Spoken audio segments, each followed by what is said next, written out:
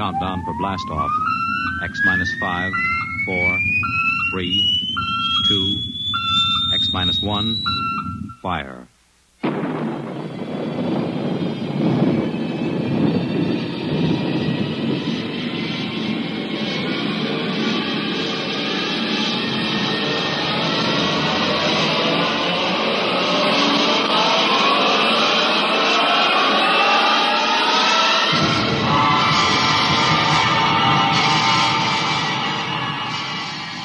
From the far horizons of the unknown come transcribed tales of new dimensions in time and space.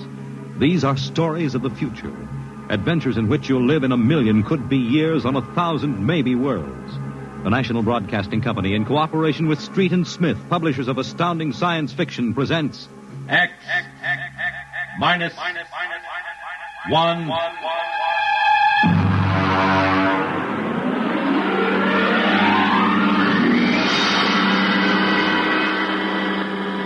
Tonight's story, The Embassy.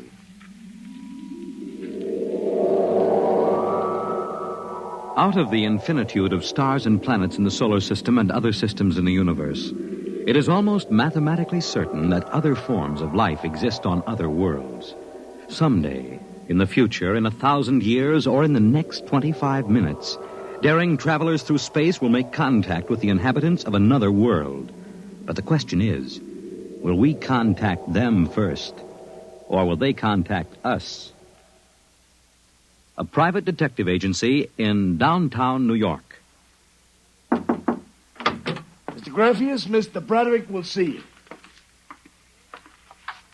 Well, what can I do for you? My name is Graffius of Springfield. I would like your assistance in helping me locate a Martian embassy. Would you say that again very slowly?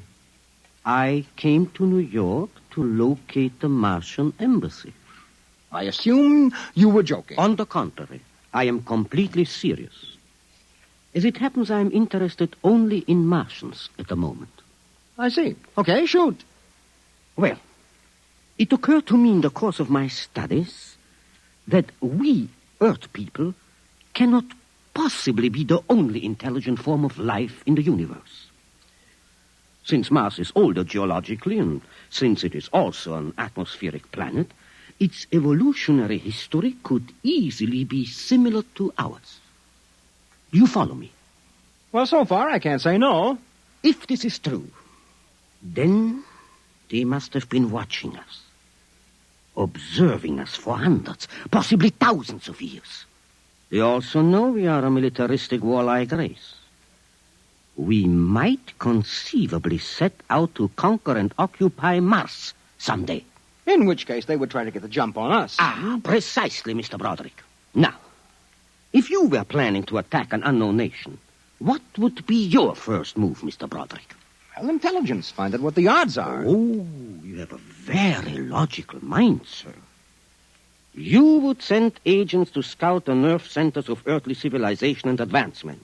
Not Kansas City or Equatorial Africa, my dear sir, but here, in New York, the most technically advanced spot on the earth.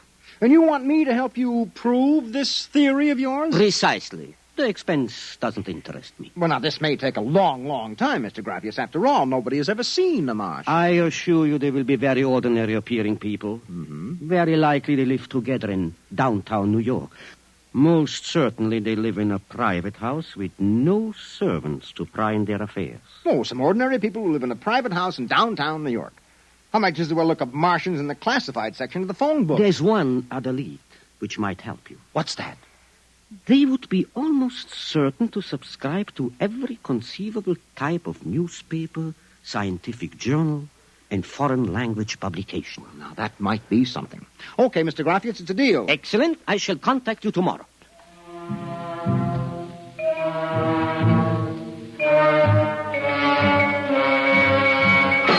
Boss, here's an address. Takes everything from Pick Magazine to the Manchester Guardian. Here, listen to this here. Pick, Look, Scientific America, the Daily News, Daily Worker, the Police Gazette, Journal of Engineering, a Scientific Quarterly, American Psychiatric Journal. Let me see that. Yeah. Oh, Doolin. Sometimes I wonder, what is the address on this? Well, it's 9 West 124th Street. Which happens to be the Harlem branch of the New York Public Library. Oh. Now listen, Noodlebrain, what we're looking for is a private house. Oh, boss, what is the sense of all this? You know there ain't no Martian embassy in New York. This crackpot is paying us $100 a day, and we got to keep him happy. Do you understand? Yeah. Also, I have a hunch that Mr. Graffius is not looking for any Martian embassies. He is looking for something quite different. So we are going to find it for him.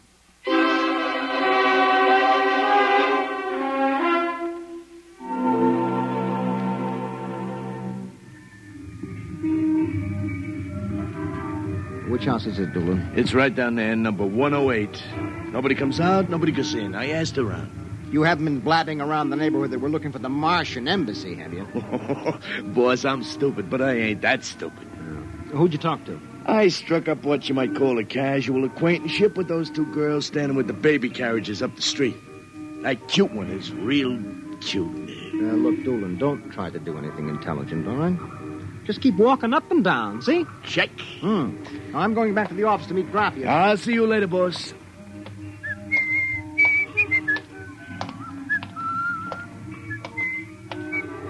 Hiya, beautiful. Hiya, Flatfoot. Name is Dolan, honey. Iron Man Dolan. Your line is getting rusty, Iron Man. So help me, honey. If I'm feeding you a line, may the heavens open up and strike me dead. Hey, what's that? Look out!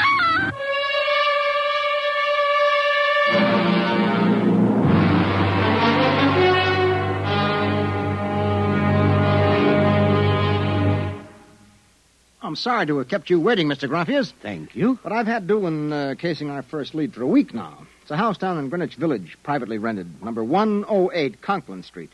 Nobody seems to know anything about who lives there, except that they subscribe to every paper and scientific journal put out.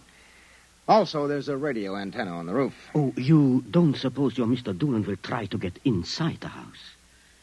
If this place is the Martian embassy... No, don't worry. Doolin can take care of himself. It's probably him now. Excuse me. Hello. Yeah, speaking. Doolin? Yeah, he works for me. What? No. No, I can't think of any.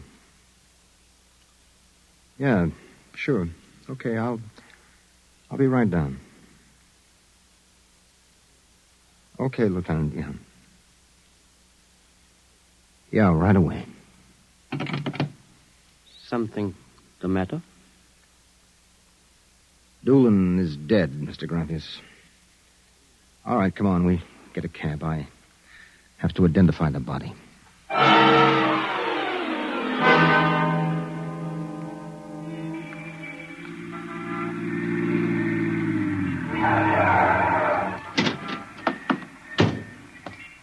Lieutenant, I'm Broderick. Oh, there's your boy, Broderick. Anybody see it? A maid pushing a baby carriage. We can't seem to get any sense out of her. You mind if I talk to her? Hanson, this guy wants to ask the girl a few questions. Please. I told you what I saw. How many times I got to tell you? Look, miss, the dead man was a personal friend of mine. Would you tell me what happened? Helen and I were standing in front of Rathman's candy store up on the corner. We both had the babies out. He said hello and joked a little. Then he... What happened? It's too awful. No, please. Well, first he squashed. And then the stone fell on him. Could you repeat that? They don't believe me. But Helen saw it, too. Saw what? First he squashed, and then it fell on him. He was mashed flat before it even hit him. Now, look. That's the story, Broderick. Please, let me alone. Let me go home. I told you what I saw. Now let me alone. Let me alone. Did you learn anything, Mr. Broderick? I don't know. May I ask, what do you intend doing? Well, as soon as the cops clear out and this place quiets down, little Broderick is going to pay a personal call on the Martian embassy. Or whatever number 108 is.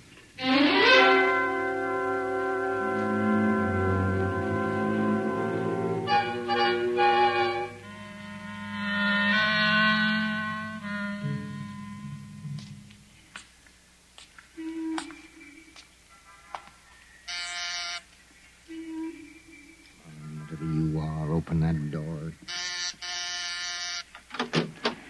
Yes? Oh. Well, young man. Oh, excuse me, ma'am. Is the lady of the house at home? I'm the lady of the house. Oh, well, my name is Broderick. I represent the Manhattan Child Adoption Center. We're soliciting funds and clothing for stranded and unadopted children. I Won't wondered you if... come inside? Well, we don't usually. Oh, nonsense. I'm old enough to be your grandmother. Besides, my son Lauren is working at home. Your son? Oh, he's a bibliographer. He writes summaries of articles and books from scientific journals and publications for libraries and universities. Oh, I see. Sit down, Mr. Broderick. Let me pour you a cup of tea. Oh, thank you. You know, I'm not much of a tea drinker, but seems to have a strange taste. Oh, it's my own recipe. Uh-huh. Well, I think that I'd better be running along but now. You haven't finished your tea, Mr. Broderick. No, really. I feel a little funny. I'll call Lauren. No. It's all right, I'm leaving. I just feel kind of dizzy. Oh, I'm sure Lauren would like to hear about the adoption center. I'll call him. No, don't No, bother. but I must. Besides, you aren't well. Tea. Lauren! I've got to get out. Lauren! Lauren, hurry! Look out. You get out of my way. No. You must stay. Yes, Mother. You drugged my teeth. You let go of my arm. Lauren! Let go. No! Oh! I've got to get out the front door. Open. What happened? The other one, that Broderick, he was here. I drugged his tea. He got away? He was suspicious. Fool! Idiot! Go after him. Risk another murder on our doorstep. Are you insane? But he suspects. Well, we'll have to take our chances.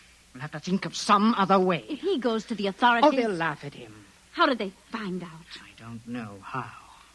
But I'm certain someone else sent them. Who? I don't know. I'm afraid to let myself think. It might be. It just might be them.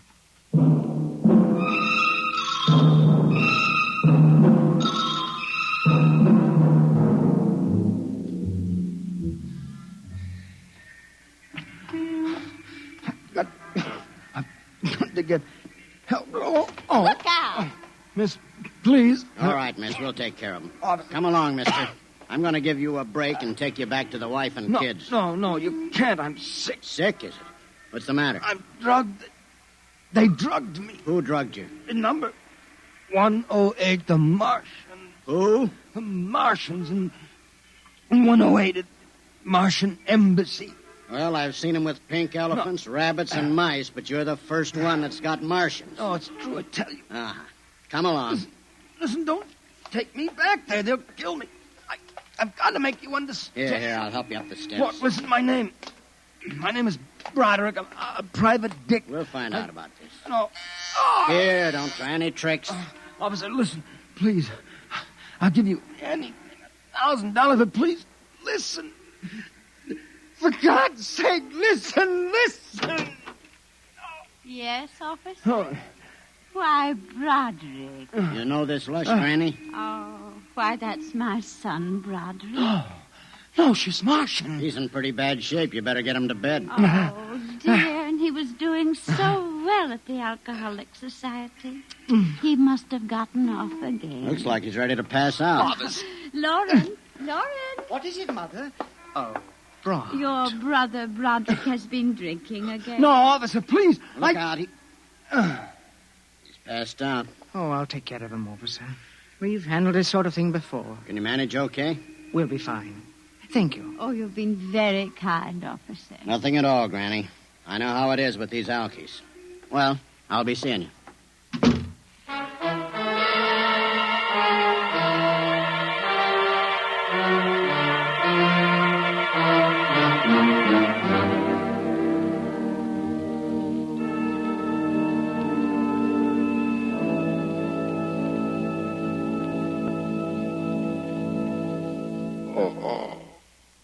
Martian Embassy.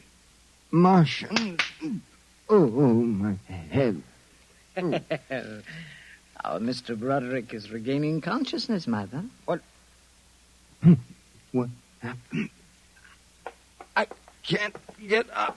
Oh. Do not struggle, Mr. Broderick. It will be impossible for you to rise from that chair. The pressure from this ray will keep you there. Ray? Who? Well, you've already guessed, Mr. Broderick. You mean this really is the Martian embassy? Yes.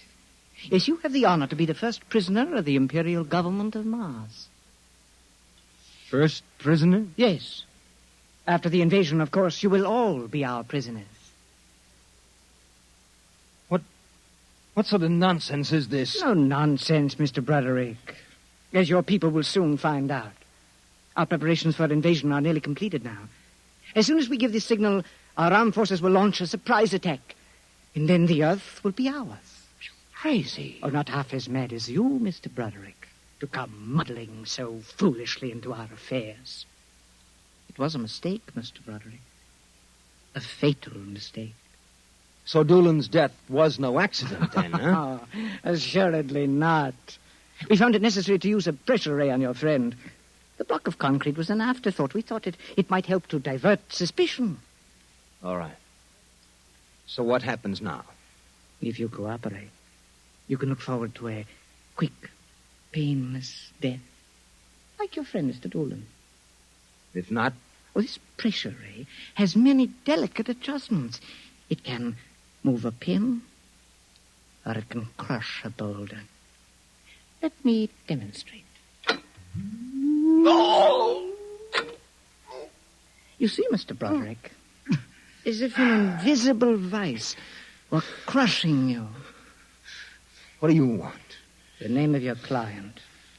We are interested in knowing who is so anxious to locate the Martian embassy. The names of my clients are confidential. Oh! Oh! Oh! Well? All right! All right! Turn it off, Mother. Mr. Broderick has seen the wisdom of speech. Oh.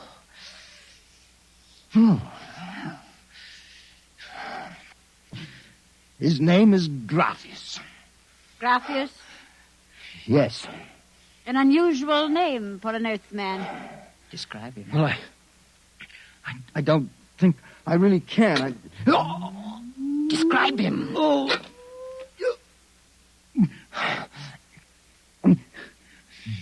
He's tall. The big forehead. It's about 60. Wears thick glasses. He's bald. Lauren, it sounds like one of them. Yes. Yes, it does. Contact the planet. Tell them we suspect that our plans are known. Ask for an acceleration of the invasion day. At once. What about me? Oh, I am sorry, Mr. Broderick.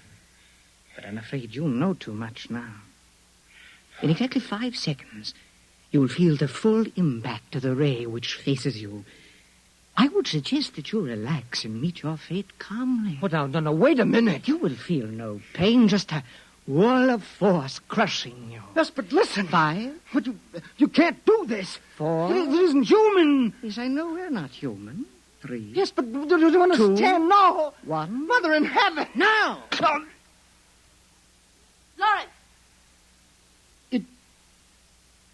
It didn't work. Something has happened.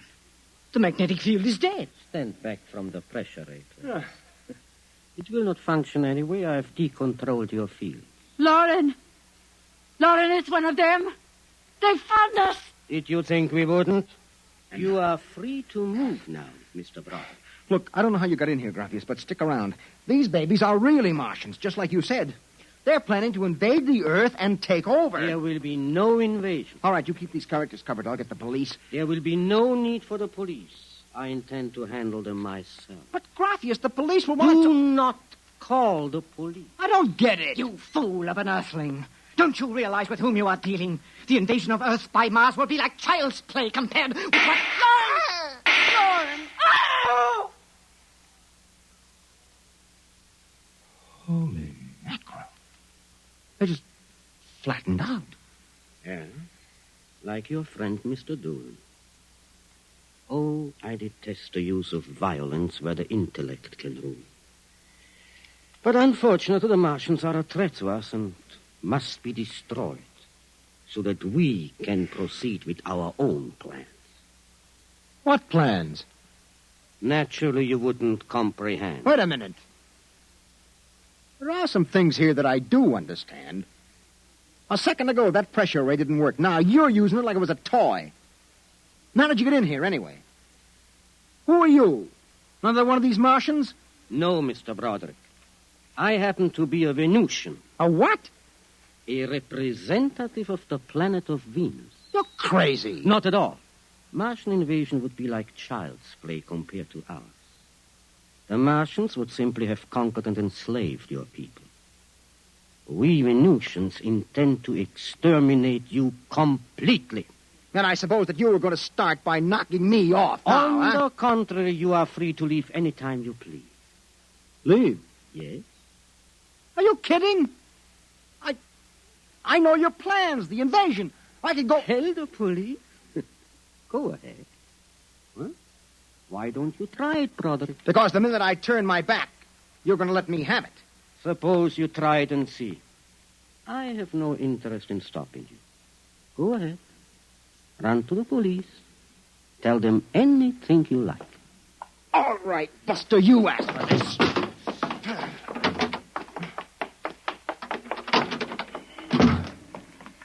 I'm alive. You let me go. Here. Where do you think you're running to? Officer, listen to me. Oh, it's you again. The one with the Martians. Listen, that story is true. You've got to believe me. You've absolutely got to believe me.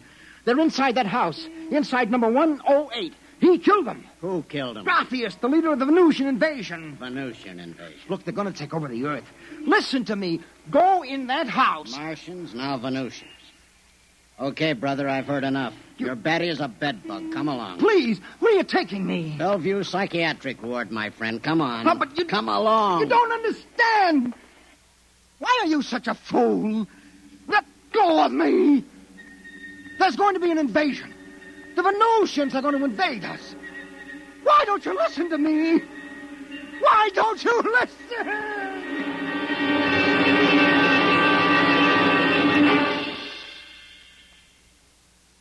You have just heard X-1, presented by the National Broadcasting Company in cooperation with Street and Smith, publishers of astounding science fiction. Tonight, by transcription, X-1 has brought you The Embassy by Donald A. Wollheim, adapted for radio by George Lefferts. Featured in the cast were John Larkin, Theo Getz, Bill Zuckert, Audrey Blum, Virginia Payne, Clark Gordon, Jack Orison, and Reese Taylor. Your announcer, Fred Collins. X-1 was directed by Dan Sutter and is an NBC Radio Network production.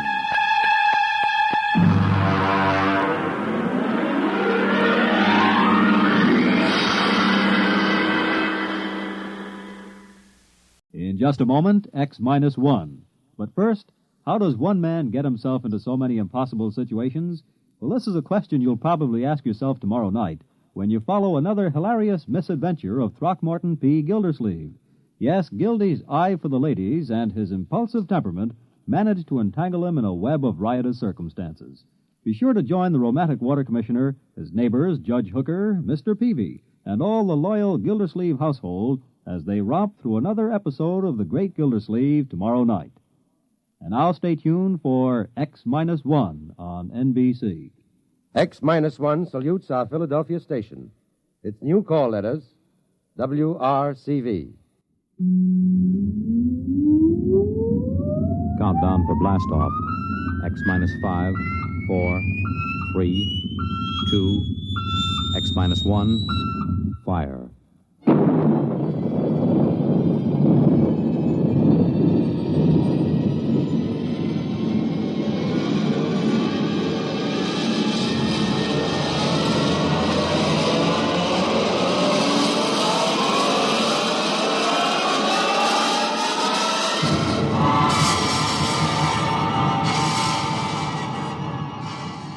From the far horizons of the unknown come transcribed tales of new dimensions in time and space. These are stories of the future, adventures in which you'll live in a million, could be years, on 1,000 maybe worlds. The National Broadcasting Company, in cooperation with Galaxy Science Fiction Magazine, presents X minus 1.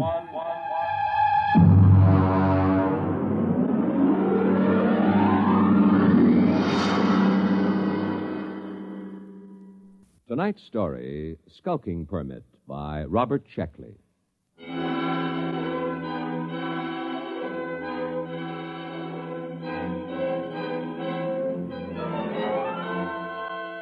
August 16th, year 2204. 2. Central Colonial Administrative Authority, Alpha Centauri Sector. From Colonial Contact Inspector 37. Subject, Planet New Delaware. Following the procedure outlined in manual for contact with lost colonies, open communication by interstellar radio with New Delaware. This is the first contact established in 200 years. And proceeding on overdrive for personal investigation. Situation on New Delaware appears unconventional, to say the least. Hi there. Hi, Billy. Hi, Tom. Got no time for talking this morning. Got to get this sign up. It's a real pretty sign. No aliens allowed within city limits. What's an alien? Beats me. The mayor told me to put it up. He says to me, Billy Painter, you're chief of police, so I want you to paint me a big sign and set it right in front of the town hall. Aliens. Aliens. Oh, it's a real pretty word. Billy Painter, I thought I told you. Take it easy, Mayor. I put the sign up. It's not that, it's the church. I painted it just like you told me. I know, but you painted it wrong. I painted that church with a nice bright red. What's wrong with that? I looked it up. It's a little red schoolhouse, not church house. Churches are supposed to be white. Can't keep track of them all. Schoolhouse, church house, jail, post office. Got along fine enough in New Delaware for 200 years without them. I know, but we need them now, and we haven't got much time. Where are the carpenter boys? I saw Sam and Marv over at Ed Beer's Tavern. Well, Billy, you go down there and tell them that they've got to build us a little schoolhouse, and you paint it red. It's very important. Mayor, when do I get a police chief badge? I read that a police chief always gets a badge. Make yourself one. Now go on. All right, then. Oh, it sure is hot here. I don't know why the inspector couldn't have come in winter. Oh, Tom Fisher. Yeah? Tom, I've got a job for you, a very important job. Well, now, look, Mayor, I'm on vacation. Fish won't be back in these waters. No vacation, not now. He's due any day. Tom, how would you like to be a criminal? I don't know. What's a criminal? Well, come over to my house and I'll explain. I've got to appoint a criminal, and it looks to me like you're it.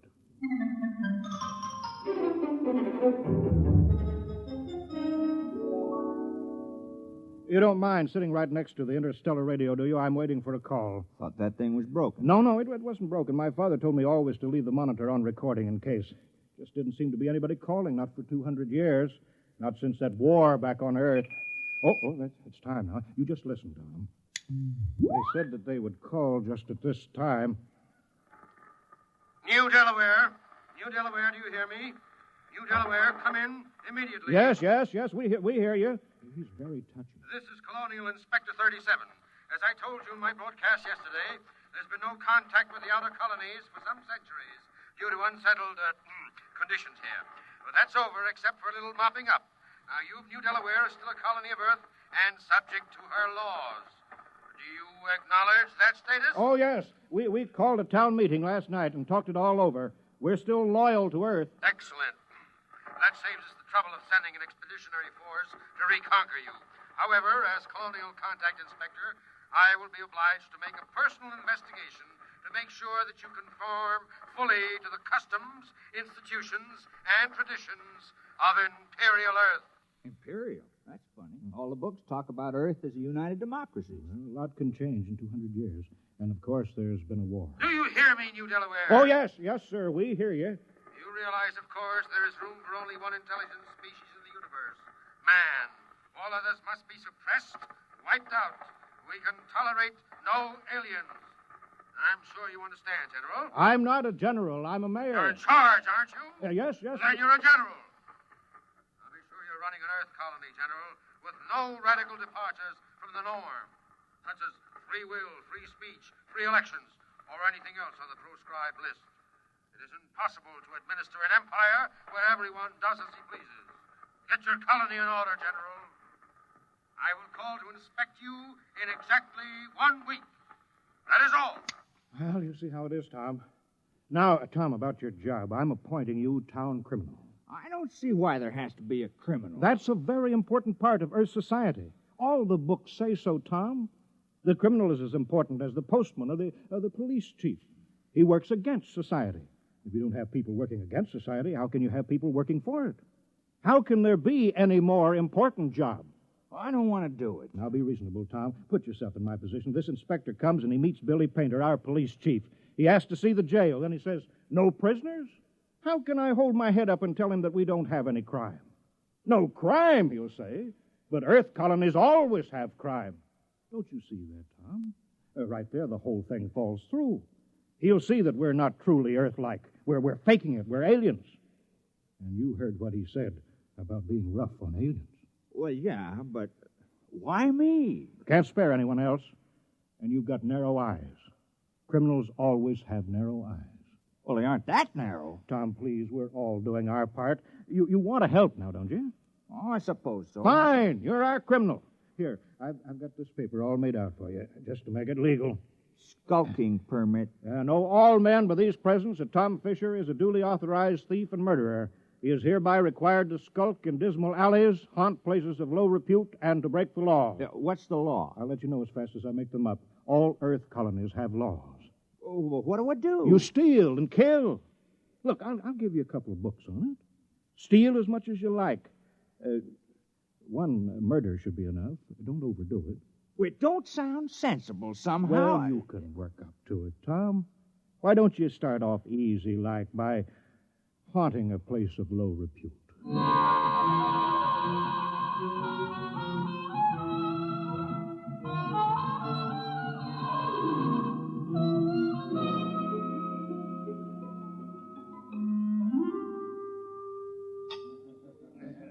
Hello, Tom. I hear you're our official criminal now. That's right.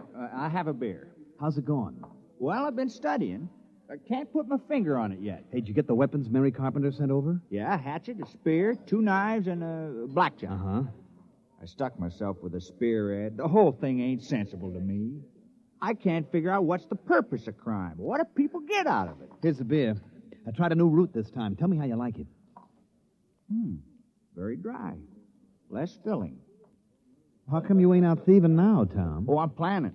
My permit says I have to haunt places of low repute, and that's why I'm here. Well, this ain't no place of low repute. You serve the worst meals in town. I know. My wife can't cook. But there's a real friendly atmosphere here. The folks like it, Tom. It's all changed, Ed. I'm making this tavern my headquarters. It's now a criminal lair. Try to keep a nice place, and a lot of thanks you get. Hi, Tom. You steal anything yet? Oh, well, not yet, Mary, no. I'll have a Paracuda, Ed. Don't worry, Tom. You'll catch on. If anyone in this village can learn, you can. Sure, we got confidence in you, Tom. Why don't you steal something right now, Tom? Go ahead. Well, suppose I could. I brought some geefers in my basket. They're real ripe. You could steal those. Well, they are nice-looking geefers, Mary. Real tasty. Go ahead, Tom. Steal it. Well, These are nice-looking geefers. Mind if I take one out of the light and look at it? No, Tom, you go right ahead. Now, just a minute there. Hi, Billy. What do you have? I'm on official police business. What were you doing with that geefer, Tom? Just looking at it. I don't think you were just looking at it, Tom. I think you were planning on stealing it. You're a suspicious character. I think I better lock you up for further questioning. No, Billy. What are you doing? I'm doing my duty, Mayor. Tom here is looking mighty suspicious. The book says... I know what the book says. I gave you the book. You can't go arresting Tom, not yet. But there's no other criminal in the village. Oh, Billy, don't you understand? This village needs a criminal record. Acting suspiciously isn't a crime. All right, but I was just trying to do my job. I'll still get you, Tom. Remember, crime does not pay. Hey, that's a real slick way of putting it, isn't it? I thought it was kind of catchy. I read it in a book. Well, Tom, go ahead now. Steal something. Well, I'm not in the mood anymore. You better get to it soon, and don't forget the murder. Is it really necessary? Oh, I wish it weren't, but this colony has been here for over 200 years, and we haven't had a single murder. Not one. I suppose we should have one. No, I'll take care of it. Good boy, Tom. We're counting on you. Billy, I want you to paint up a couple hundred signs saying private property, no trespassing, violators will be prosecuted, and a dozen saying speed limit 35 miles an hour. Why? All we got is those quag horses, and they won't go faster than a walk. Never mind. You got to have a speed limit. It's civilized.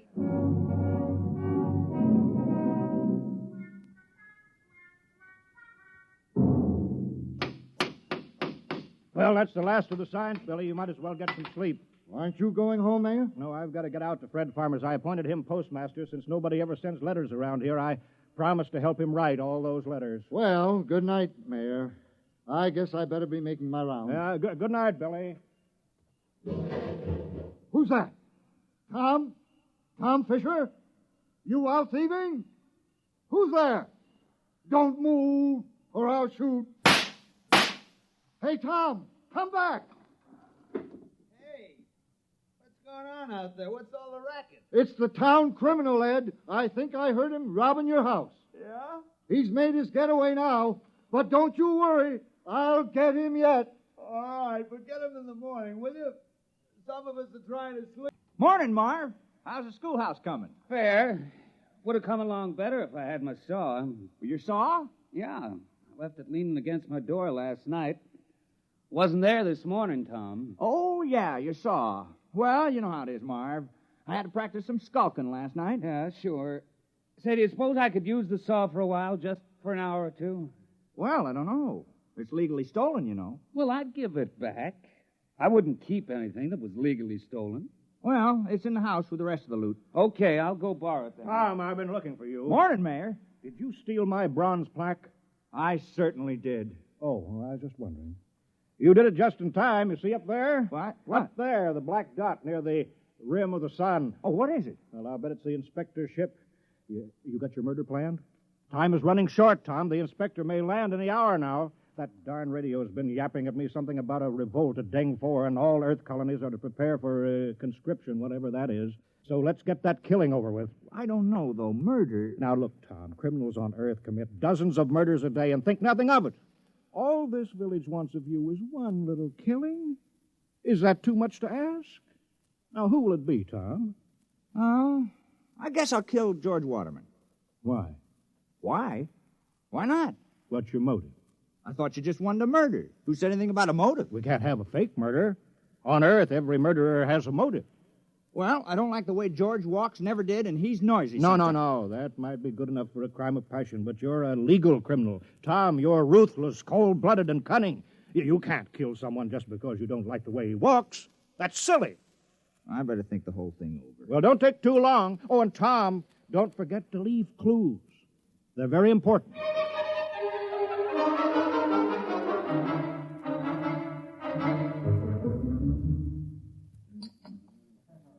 Have another beer, Tom. I don't mind if I do. Hey, how do you like the way I fixed the tavern over? I hung up dirty curtains, you know. That makes it a dismal retreat. Because I figured if this was going to be your headquarters, it ought to be a real criminal's lair. How do you like the bloodstains on the floor? That's only Billy Painter's rootberry red paint. Oh, I know, but it looks like bloodstains. Hey, how's the murder coming? Oh, not so good. No, I've been thinking about it, Ed. You realize I'm supposed to kill somebody? I'm supposed to make somebody cease to exist. I mean, like, take Marv Carpenter. Here he is today working on a schoolhouse, big fella. Now, if I kill him, well, he wouldn't work anymore. I've been trying to imagine it. Marv Carpenter lying on the ground with his eyes glaring open and his mouth twisted and never going to hold a piece of wood in his hands again or never going to sing a song or have a beer or anything. Well, it just made me kind of sick. I mean, I could go on with the thieving, but murder... Yeah, I know, but, Tom, it's your job. It's for the good of the village. Murder. I better have another beer. Hey, what's that? That must be the inspector's ship landing. Come on, let's go see.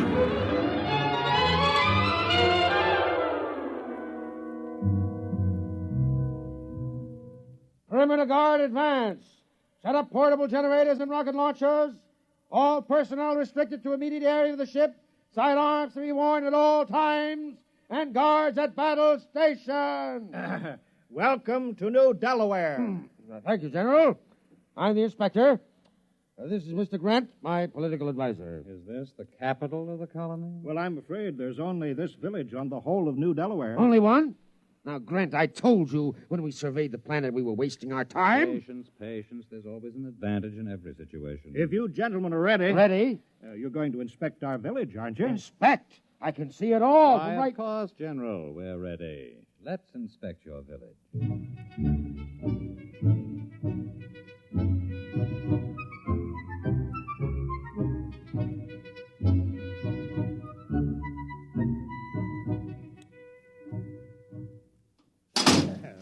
You see, we've got it all. Jail, post office, church, little red schoolhouse. Oh, we're very normal, very earthy. Grant, I have my efficiency rating to think of. This place is worthless. No smelting, no heavy industry, no atomics, no taxation, no... They don't have anything. Oh, I wouldn't say that, Inspector. If you'll excuse us, General. Of course. I'll be downgraded at the next colonial board. Why, this place is a utopia. It's subversive. We ought to blow it right out of the sky. No, don't be despondent, Inspector. But this whole trip is a total waste of time. Not entirely. New Delaware has a very important commodity for us. What? You saw them? Hulking peasants? Nothing but farmers. Yes, strong, healthy farmers. Good cannon fodder. But... Oh. Ooh, let me take over.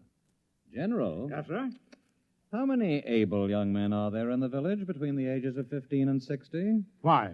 You see, General, Imperial Earth is engaged in a war. The colonies in Deng 4 are revolting against the authority of Mother Earth. Oh, I'm sorry to hear that. We need good, healthy fighting men. Our reserves are depleted. We wish to give all loyal colonists a chance to fight for Mother Earth. We're sure you won't refuse. Most colonies welcome a little conscription. Cleanses the blood, reduces crime. Crime? Oh, I thought that would come up. We've taken care of that. I appointed... Now, you see, Grant, 60, 70, perhaps 100 recruits.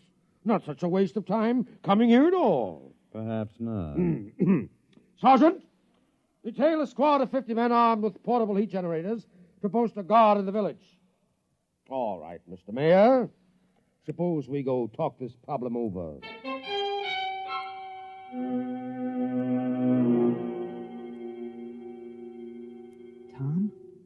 Tom, you out there? Yeah. I've been skulking out here all day. I'm hungry. Well, I brought you supper. The mayor sent you a message, Tom. He said to hurry up with the murder. He's been stalling the inspector and that nasty little Grint man, but they're going to ask him. They're sure to. All right. And I'll get around to it tonight.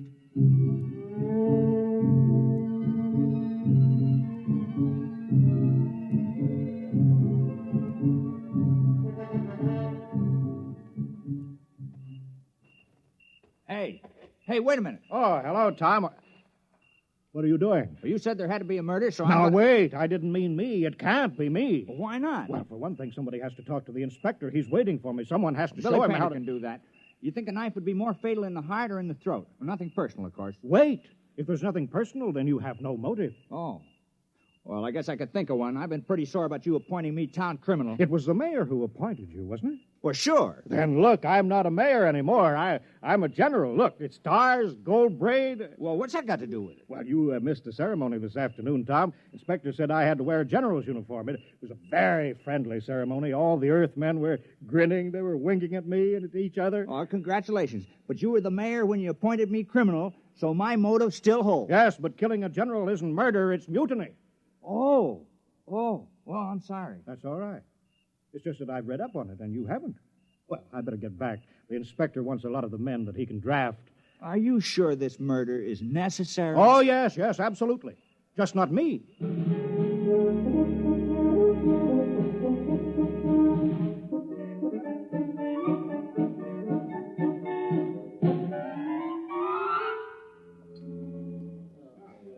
No luck, huh, Tom?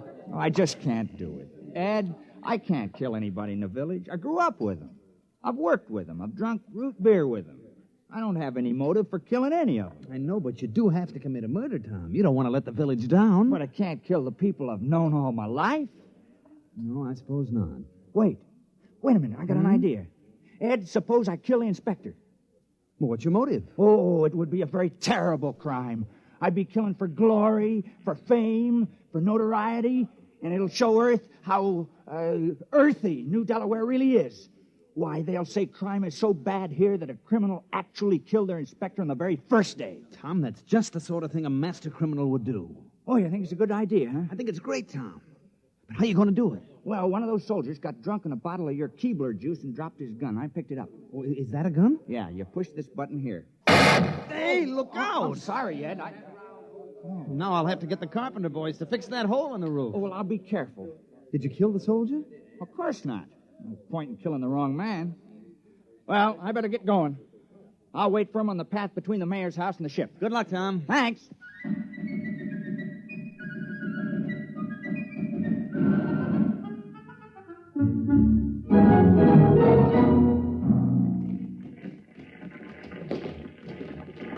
Up, 2, 3, 4.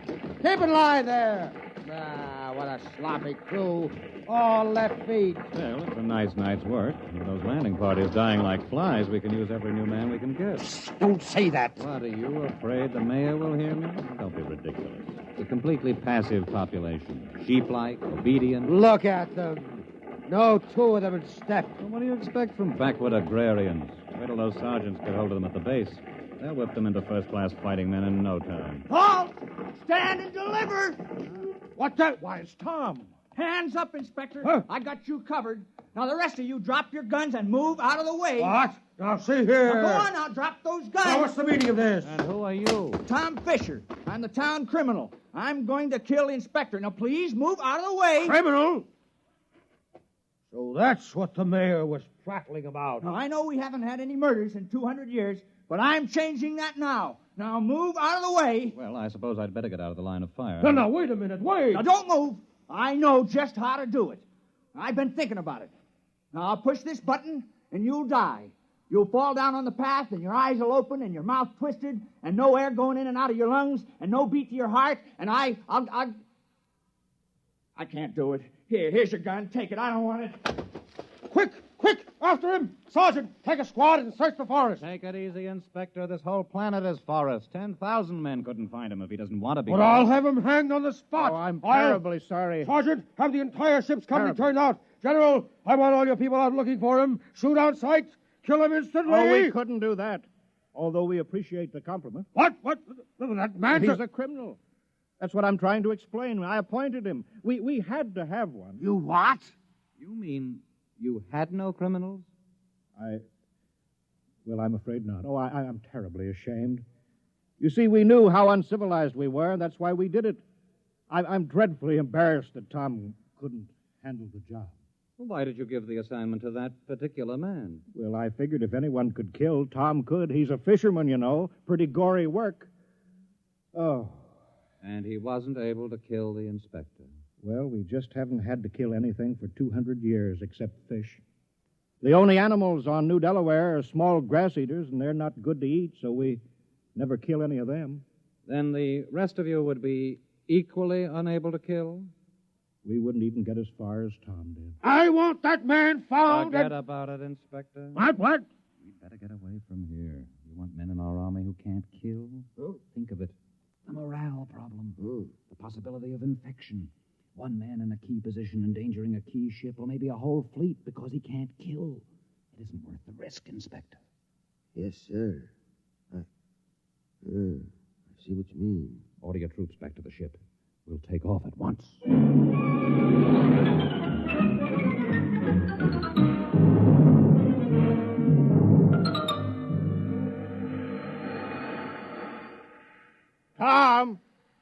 Tom, you can come out now. Tom, they're gone. He's hiding around here somewhere, Mayor. Yeah. Tom! Here I am. I'm sorry I bungled it. Well, don't feel bad about it. It was an impossible job. I'm afraid it was. I thought that just possibly you could swing it, but you can't be blamed, Tom. There's not another man in the village who could have done the job even as well. What are we going to do with all those buildings, Mayor? The jail, the post office, the little red schoolhouse, the church? Well, I think we'll build a playground for the kids with swings and slides and sandboxes for them. Another playground? Surely, why not?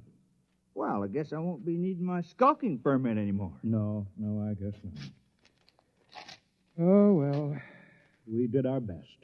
I had the chance, then I let you all down. It's not your fault, Tom. Look how long it took Earth to get civilized. Thousands of years. And we were trying to do it in 2 weeks. Well, we'll just have to go back to being uncivilized. Yeah. Well, we better get back to the village. Looks like rain. Well, soon I'll start fishing again. Say. What is it, Tom? Oh, it's too late now, but it's too bad I didn't think of it before. I might have been able to go through with it. Think of what, Tom? I think I could have done it. If I'd only had the sense to think of the inspector as a fish. Well, it's too late now. Guess he's just a big one that got away.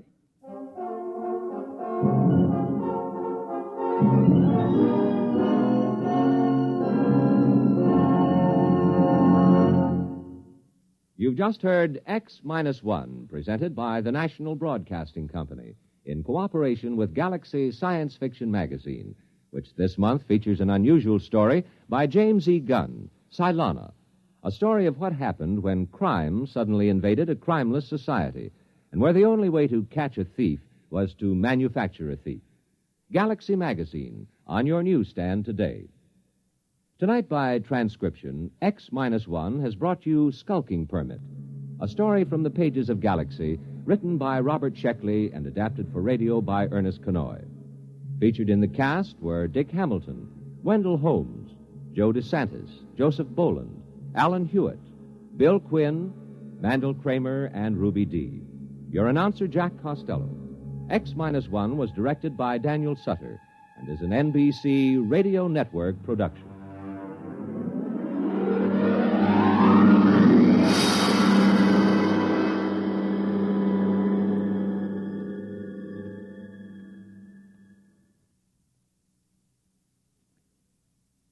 Let's visit Fibber McGee and Molly tonight on the NBC Radio Network.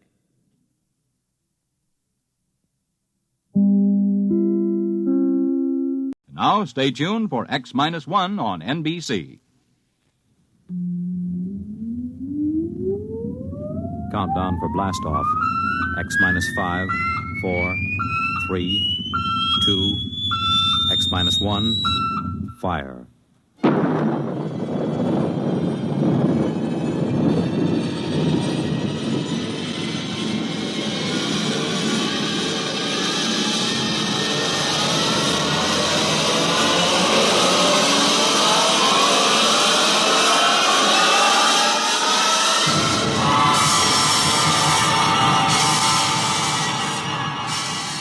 From the far horizons of the unknown come transcribed tales of new dimensions in time and space.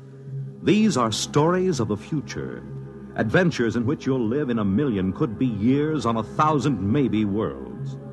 The National Broadcasting Company, in cooperation with Galaxy Science Fiction Magazine, presents X-1.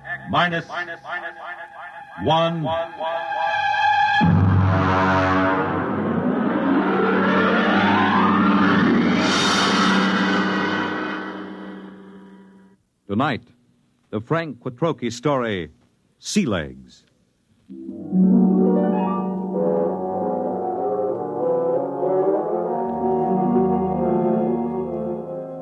I stood in line at the Grav 1 desk with the old notch service record and tapes in my hand and waited for the board processing clerk to speak. The clerk seemed utterly indifferent to the excitement of the men in the line. I wondered how long he'd been out here on this godforsaken Zone 5 planet. Next. Name? Robert Craig. Occupation? Flight officer. Destination? Earth. Earth? Anything wrong with that? Well, I guess not. How long since you've been on Earth, Mr. Craig? Well, I've never been there. My parents left during the second colonization of Cassiopeia. I was born there. Have you ever been in a gravity system? Oh, just briefly. Under drugs, of course. You'll have to go through the gravity conditioning course. Yes, so I was told. Proceed to the airlock chamber on your right and follow the robot's orders. Good luck. You may need it. Next. I went into the chamber and stripped off my clothing while the robot droned its orders. Remove all metal objects from your person. Place them in the plastic tube at your left. Now stand underneath the decontamination tube. Depress the button with your right foot. This is all. Proceed through the green door to the psychometric section. Please respond quickly to orders, and so to not impede the progress of others. Next, please. The door to the psychometric section led into a pleasant but cold-looking room with a single metal desk. A man with a balding, high forehead sat behind the desk. Mr. Craig, have a seat. I'm Captain Wyandotte, the psychological officer. Nice to meet you. Yes, well, let's see your records. You list your destination as Terra. You're certain you wish to go to Earth? Of course I'm certain. You're somewhat aggressive, Mr. Craig. Look, I've been standing in line taking orders from clerks and robots for 6 hours. Every time somebody sees that I'm headed for Earth, I get the fisheye. Are they jealous or what? I hardly think so. You've been a spaceman for 16 years, Mr. Craig. You've been zooming around in the countergraph systems and the outer galaxies without any restraints or self-discipline. Have you ever spent 6 weeks strapped into a grav seat on a space rocket, Captain? There's a good deal of self-discipline involved in that. I think you will find things on Terra require a different kind of self-discipline, Mr. Craig. Well, I'm pretty much aware of what it's like. Are you? I suppose you've heard all the popularizations in the tapezines. Well, Mr. Craig, let me give you a word of caution. It's going to be vastly different. I'm prepared for that, Captain. Can we get going? Naturally. You will undergo a 20-day conditioning course. 20 days? Mr. Craig, you've been in space 16 years. Your body is conditioned to a normal state of free fall, or at best to acceleration. The return to gravity would kill you if you weren't prepared for it. All right, what do I do? Report to Centrifugal Department. Here are your papers. Oh, and Mr. Craig. Yes? Centrifugal is a rather trying ordeal. If during the course of treatment you should change your mind about returning to Earth, you're free to do so. Thanks. I won't.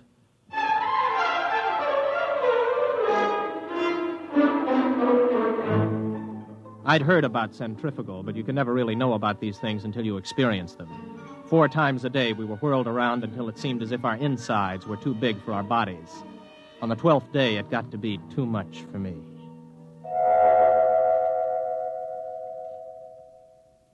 I was in the base hospital for 5 days. My roommate was an old space bum they'd brought in to die with a case of ruptured veins. His name was Charlie Brockman. How you feel, son? I'm pretty good, Charlie. You get discharged tomorrow, I hear. You gonna try it again? I guess so. Why? Only way I'll ever get to Earth. You really want to go? That's right. You talked to anybody been there last 10 years or so? No, you don't get to talk to many people from Earth and the galaxies. Were you ever there? Me? Now, what would an old space bum like me be doing on Terra? Well, I just thought maybe... I done most of my time in Zone 5. Out there, you get to thinking anybody who stays less than 80 light years from Earth is a landlubber. Yeah, I used to think the same. Then I took the exam for a job back on Earth, and I passed it. I used to think I'd like to go back. But space was exciting, you know. New and raw. It tugged at your guts, and it sent the blood rushing through your veins. But it was free. No bureaucrat ever lasted 6 months in Grav 5. I had enough hitting atmospheres all over the universe, old man. Maybe you're right. Lean over here, will you? Sure. Unbutton my pajama top, will you? Okay. There's a chain around my neck. Got a little message capsule on it. Oh, yeah, I got it. Do me a favor, huh? Take it with you when you go back to Terra. Don't open it till you're on the ship. Okay, Charlie. And, son. Yes? I lied to you. I have been back to Terra. I faked some papers and made a landing there 6 months ago. What are you doing back here? I had to leave in a hurry. Why? You'll find out, son. Good luck.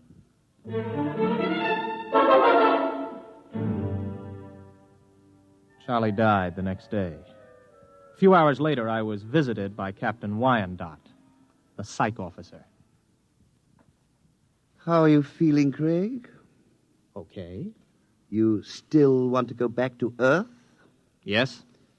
You're completely sure you want to live out your life there, to give up space service for it? Look, we've gone through this, Captain, Now, you tell me that spacemen don't settle down on Terra, yet you won't or you can't tell me why. All right, what's the pitch? Does the Space Service need men so badly that they have to make it impossible for us to go back? That, Mr. Craig, you will have to discover for yourself. You have my authorization to complete your conditioning and return to Earth as a private citizen. I wish you luck. You'll need all you can get.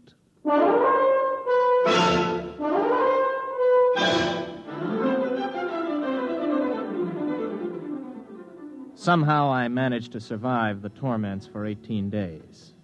I was ready to return to Earth. A month later, I descended from a huge intergalactic jet at Los Angeles Spaceport. I was dead tired from the trip. I checked in at the nearest inexpensive hotel. This is your room, sir.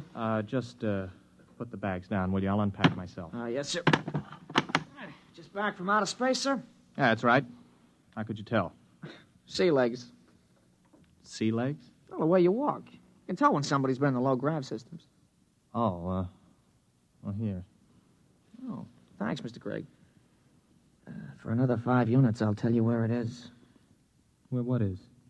You know, the mic. Mic? Okay, make it 3 units. I won't hold you up. You mean a microphone? Yeah, that's right. They wanted to put screens in, but the boss convinced him there ain't any Freedomites ever stay here.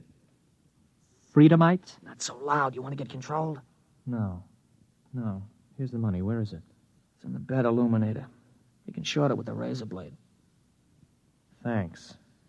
You, want any sensation tapes? What are they? You know, mental image. Oh, boy, you've been away from Terra a long time. Wait a minute, before you go, son. Yeah? Where's the minerals building? I have to report there for a job interview. Oh, that's in the government cluster. 5th level at X and 2nd. Thanks. I'll want breakfast about 8 o'clock. Well, I'll need your ISS units. My what? Your ration units. I don't have any ration units. You have your ident card? Look, I just got here an hour ago. Oh. Well, you better go see the Civil Control Board tomorrow. If you want to eat, that is. All right, where do I find the control board? Government cluster. But don't worry. If you don't find them, they'll find you.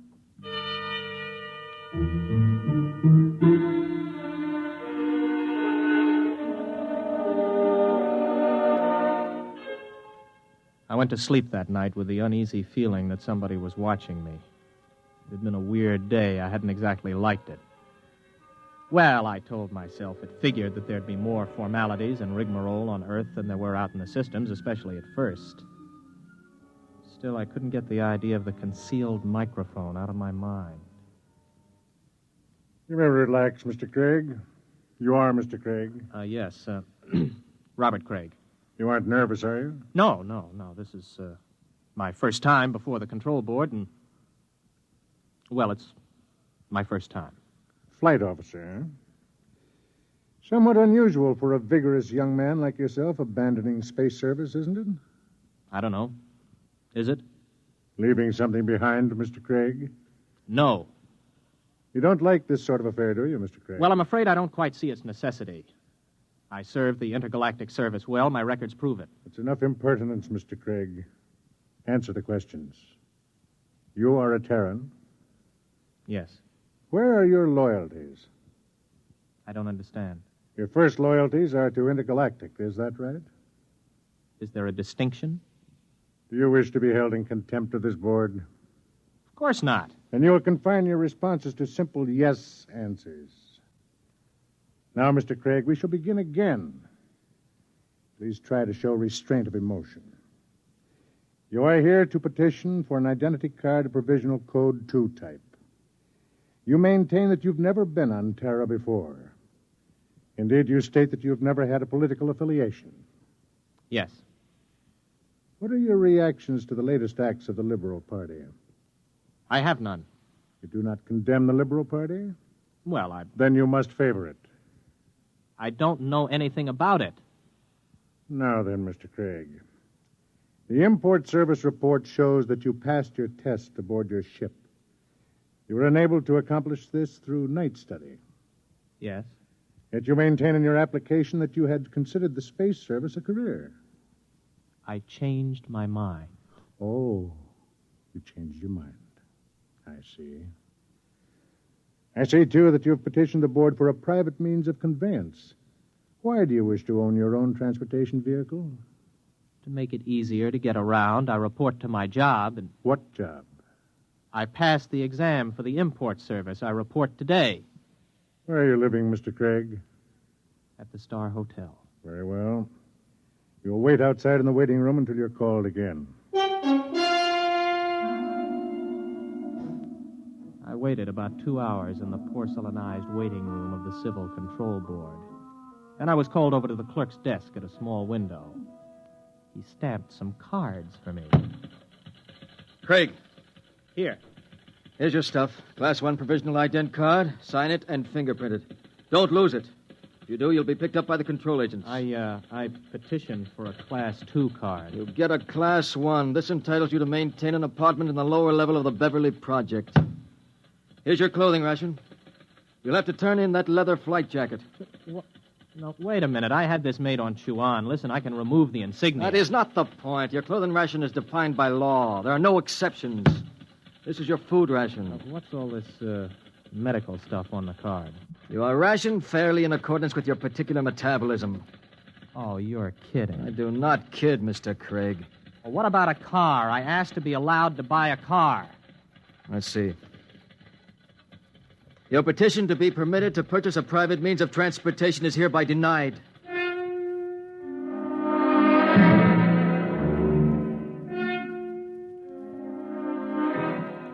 I walked out of the control board feeling like a man who has just come out of free fall into a hypergravity system.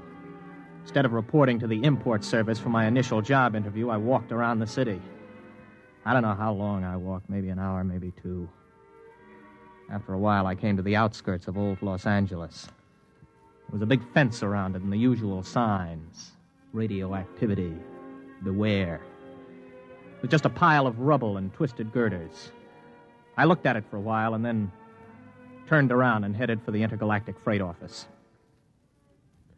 So you figure you made a mistake. Yeah, that's right. You don't hear much about Terra out there. And you want me to sign you back into intergalactic? Yes. You got any character references? No, not here on Earth, but I can post a good-sized bond if they'll release my ISS units. What's your rating? I can handle anything up to 15 G's acceleration on my old license. You got a Terran contract with import service, you said? I haven't started work yet. Look, kid. Mr. Craig, is it? How long you been on Earth? 2 days. So you're a spaceman. Flight officer, ex-flight officer. You know how to navigate through 4-star zones and the asteroid belt thrown in. You got a license for 15 G's, could get 5 more with a check flight. You got enough brains to pass the import senior router's exam. But you ain't got enough sense to come in out of the rain. We get guys like you every day. You're hot, you're big, you're raring to go. But you ain't gone nowhere. I'm listening. I don't know how you got here, Craig. Maybe you did quit honorable, or maybe you went and burned up a colony someplace. That would be in my records. The point is, it don't make any difference. Nobody leaves Terra without a permit. Nobody gets a permit to go back to space once he hits this old apple. Why not? They afraid somebody will tell what it's like? Oh, son, you got things to learn. One is you don't go shooting off your mouth. Another is Terra's changed a lot since the radioactive wars. We're going places, doing things. Big places, big things. You've got to fit into that, kid. Move with it. Stick around. You still got your sea legs. You're gonna like it here. You can make a quick dollar and spend it quick, too. But you'd better smarten up, or you'll finish scrubbing radioactive dust off girders. That's the story, huh? The whole story? That's it. Everything runs by a system. And, son, you can't buck the system. Yeah. I don't suppose there's any place around here a guy could get a quick drink. Oh, yeah, out at the end of Y Street, they got a little place you can buy Acadian tars. Pluto's, they call it. Thanks. Yeah, get it out of your system and then settle down. That's my advice. Thanks. So long. Get me the control agent.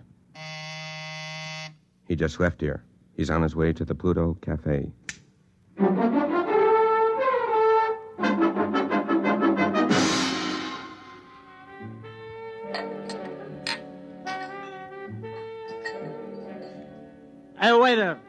waiter, bring me another drink for the young lady. Now then, where were we? Well, I don't know. In fact, I still don't know why you're buying me free drinks. I told you I want somebody to talk to. You a purist? Or maybe you don't like the brand of sensation tapes they're peddling these days. You know, you don't have a bad face, really, underneath the makeup. I mean, it's a little crooked, but it ain't bad, really. Thanks. Does me pretty good. Well, what's your name? Gloria? Oh, sure, I remember. Gloria! Maybe you had enough to drink. No, not yet. You know, I look around, I see all these people with their faces all froze up like plastic. And I feel like I got to know somebody, or I go out of my mind. So what happens? Everybody is afraid. I mean, what happened? Whatever happened to freedom? What's the matter? Did I say something? What's everybody so quiet about all of a sudden? Okay. Come with me. Hey, well, who are you? Control board agent. Hey, I wasn't with him. Honest, he just picked me up and bought me a drink and started shooting off his mouth. I wasn't with him. Let's go, Mac. Wait a minute, what for? You'll find that out. Come on. On your feet. Okay, come on, keep your hands off. I'll go with you. Everybody else just mind your own business. You, girlie. Yeah? Let's see your ident card. Here. You live at this address? Yeah? Alone? With my sister. Maybe some night you could go to a movie or something. We could spend some time getting acquainted. Yeah. Yeah, sometime. Good, I'll call you. Hey, I need my ident card back. I can't get rations without it. I'll keep it. Bring it back myself. Wants to give the girl her card. No! Or maybe you mind your own business. Let's go. You walk just a little in front of me.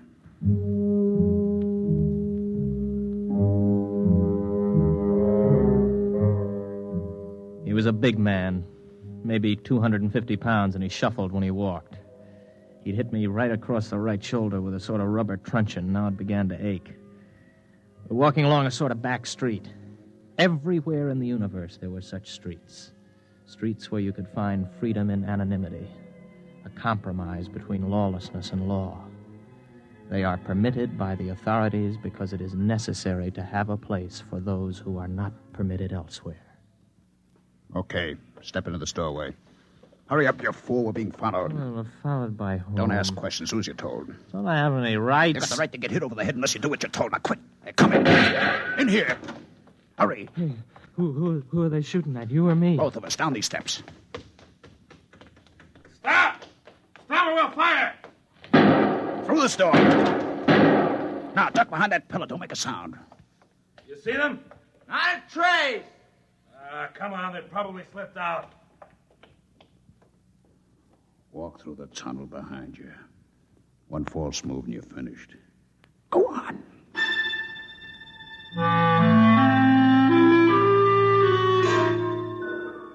From the direction of the tunnel, I guessed it was part of an old sewage system that led toward the ruined city. I don't know how long we walked, maybe an hour.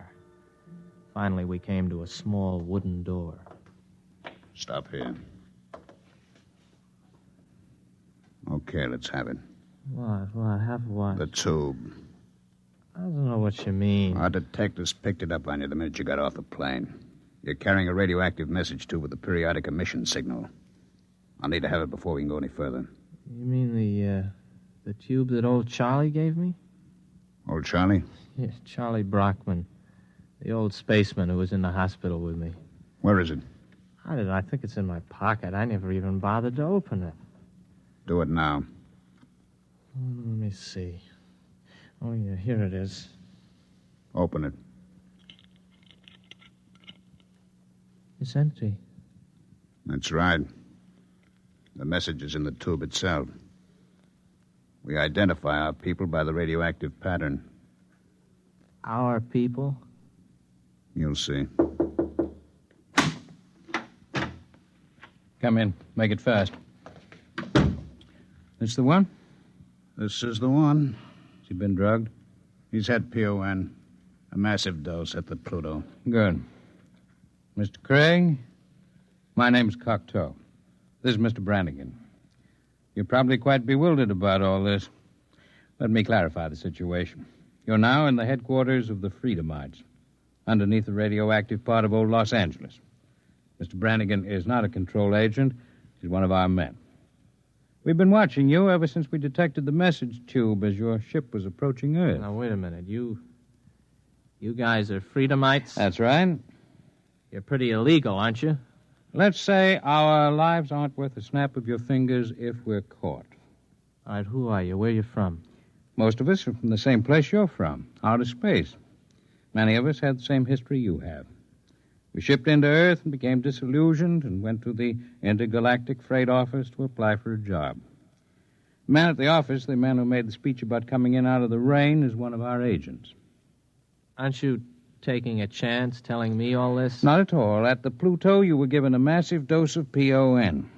You won't remember anything that happened to you after the drug hits you in an hour or so. It works like a shock.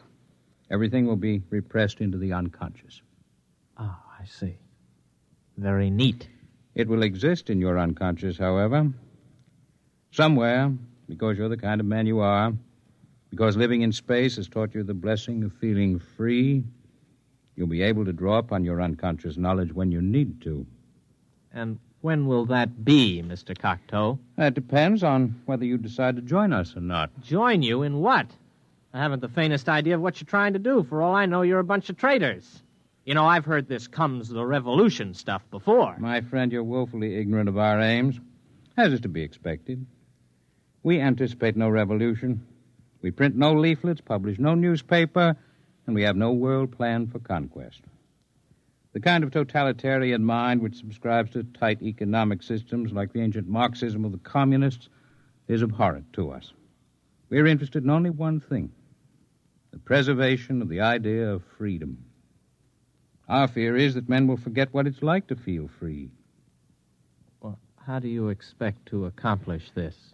Our concepts are being kept alive in only one place in the universe today. Outer space? Exactly. On the frontiers of the universe, where freedom is a condition of life and growth.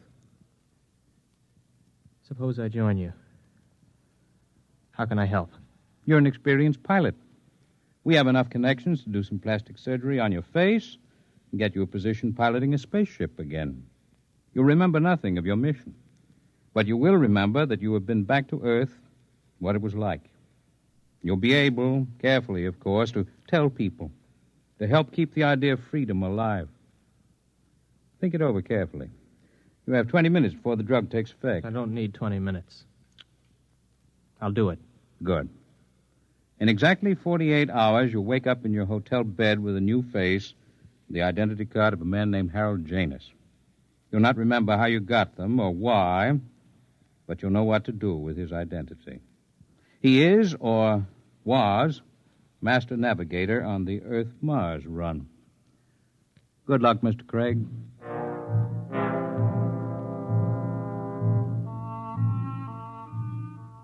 I woke up in the hotel bed, feeling like a man who has hung one on but good. I looked into the mirror and I saw the face of another man.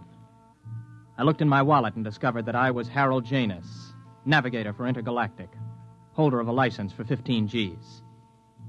I wondered where it came from, how I got it, but I asked no questions. This license, this ident card, meant freedom.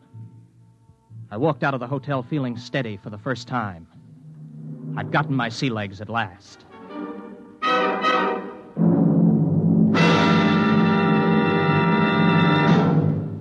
You have just heard X-1, presented by the National Broadcasting Company in cooperation with Galaxy Science Fiction Magazine, which this month features The Venus Trap by Evelyn E. Smith. One thing man never planned to take along into space with him was the eternal triangle, especially a true blue triangle like this one. Galaxy Magazine, on your newsstand today. Tonight, by transcription, X-1 has brought you Sea Legs, a story from the pages of Galaxy, written by Frank Petrocchi and adapted for radio by George Lefferts. Featured in the cast were William Redfield, James Stevens, Stan Early, Charles Penman, James Dukas, Richard Hamilton, Jack Orison, Jack Grimes, Craig McDonald, Ralph Bell, Kermit Murdoch, and Frederica Chandler. Your announcer, Fred Collins. X-1 was directed by Daniel Sutter and is an NBC Radio Network production.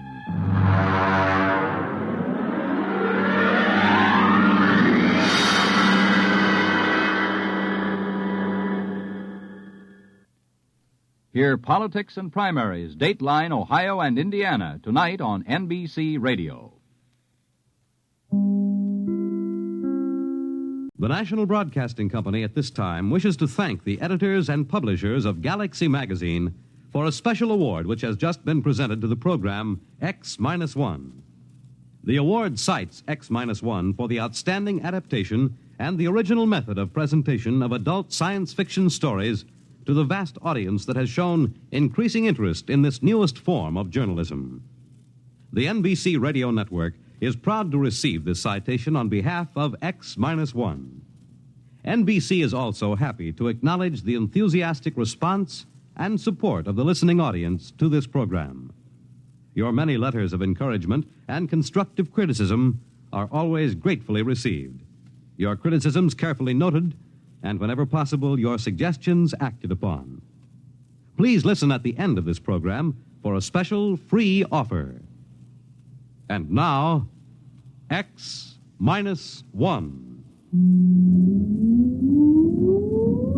Countdown for blast-off. X-5, 4, 3, 2, X-1, fire.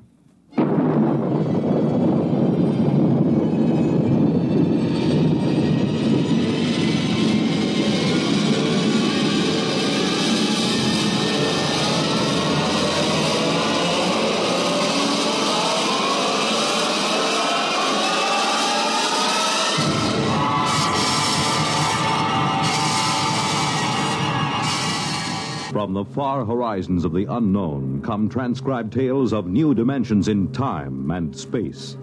These are stories of the future, adventures in which you'll live in a million, could be years, on 1,000 maybe worlds. The National Broadcasting Company presents X-1.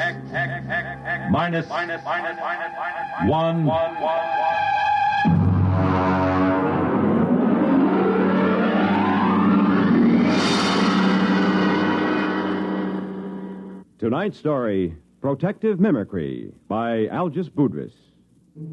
It's bored. My friends tell me to forget it. But take it from me, a rap in the credit book like this isn't easy to laugh off. Not on a grade 4 civil service pay scale. So I've made my beef out in quadruplicate and filed it. Usually a special agent in United Galactic Federation's Department of the Treasury, Investigations Division, Currency Section, doesn't have much trouble with his swindle sheet. But this one's a corker. To understand, you got to know how they make the stuff. The Ungalic Mint is in New Geneva on Canopus 3. I remember I went around with the 40 Deci credit tour when I first joined the staff. The guide was a cute little brunette from one of the Rim stars who was later fired following an annual Pan-Solstice office party. I didn't pay much attention to her spiel. She was dressed in the new Neo-Minoan style, but I got the general idea. This is a demonstration machine, of course, but you will notice the indestructible fiber coming off that spool at the right. It goes into the slot in the machine there. Now, if you'll pass along, you see it goes between those two rollers through 6 or 7 chemical baths. No, I'm not sure what chemicals. That's restricted information. It's stamped, analyzed for flaws, dyed, and then run through this unit here. This is the most carefully guarded part of the process. The unit is removed from the plant each night and locked in the deep space vault on the satellite station directly overhead. After the strip emerges here, it is chopped into convenient lengths and carefully removed into armored cars. It is called money. What does that secret unit do? Well, that's a very good question.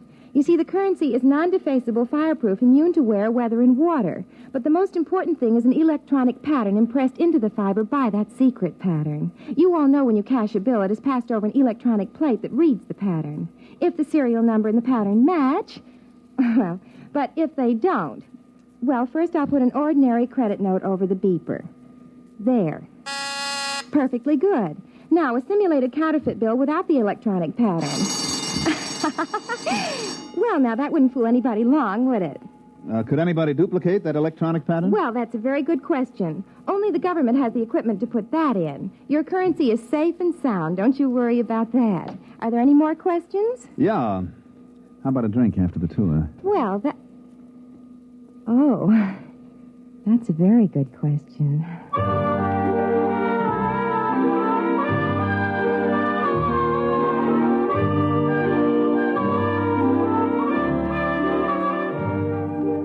It sure was. So was the answer. Well, getting back to money. The engraving, the chemical composition of the ink and the fiber would be tough enough to duplicate. But that electronic pattern snaps the clincher on it. That's why Chief Inspector Saxgard of my division looked sourly at me when I came into his office and spread a fistful of credit notes on his desk. What's that? What's it look like? A handful of 50s. Why? Put a couple of them over your beeper plate. Okay. Well, they're perfectly okay. What's it all about? Look at the serial numbers. 3, 4, 5, 6, 5, 6, 7, 8, M. Look at the others. 3, 4, 5, 6, 5... What? Let me see them. Save your eyes. They're all the same. 14 50-credit notes with identical serial numbers. That's impossible. And every one of them goes over a beeper plate, quiet as a sophomore climbing into a dormitory window after hours. Baumholzer, where did you get these? They came into the New York Clearinghouse from a branch on Deneb 11. The manager blew his top. He called us the minute he spotted them and sent them out to us. How about the manager? Is he blabbing all over the Bankers Club about it? I read the Un-Gallic Riot Act to him. He'll keep it under his hat. Good. At least we won't have any financial panics for a while. Have you checked these through the lab? Well, the ink and paper is government stock, and they match government beepers. The lab plates didn't squawk any more than yours did. Now, you could spend these anywhere as long as you only pass them one at a time. Baumholzer, you know, since the beeper plate came in, we've been sitting on our tails in this department, building up our pensions. Oh, I wouldn't say that. Neither would I outside this office. But you know darn well nobody can expect to counterfeit a bill and get away with it. It's only because throughout the universe there's a certain percentage of people who will try anything once, and a corresponding percentage of purblind idiots who will accept anything with engraving on it as money that we're here at all. Now, I've seen cigar coupons and crayon sketches come into this office. I've seen premium offers from household magazines, jet bus transfers, where some people would try to pick a Yale lock with a quarter of a pound of butter. Now, the only reason any queer can pass is because some goggle-eyed nudnik neglects to use his beeper plate. But I worry. For 15 years, I've sat in this stinking office and waited for somebody to invent a matter duplicator. Well, looks like you can stop worrying. Look at those bills, identical down to the whiskey stain in the corner. All right, Baumholzer, you call transportation and get out to Deneb 11 and find out if anybody in that neighborhood has a matter duplicator, or if he hasn't, what he has got.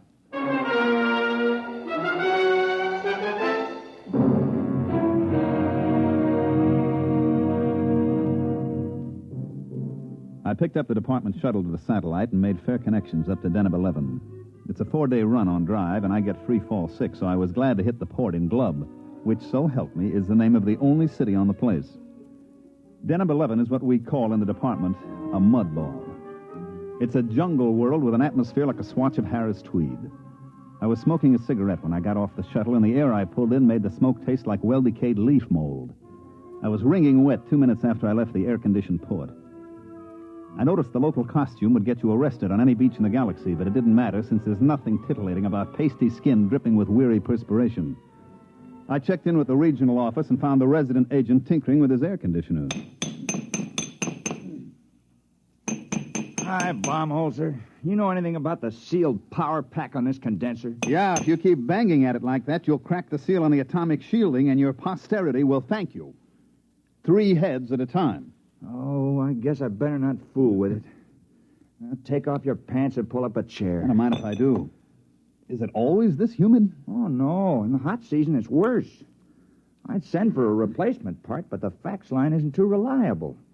The last time I sent for a sealed unit, they shipped back an overaged sea lion. Yeah, I know. I was on Polar Station on Ganymede when my heater element broke down. I faxed for 3 feet of element, and they shipped me back 3 fetal elephants. Yeah.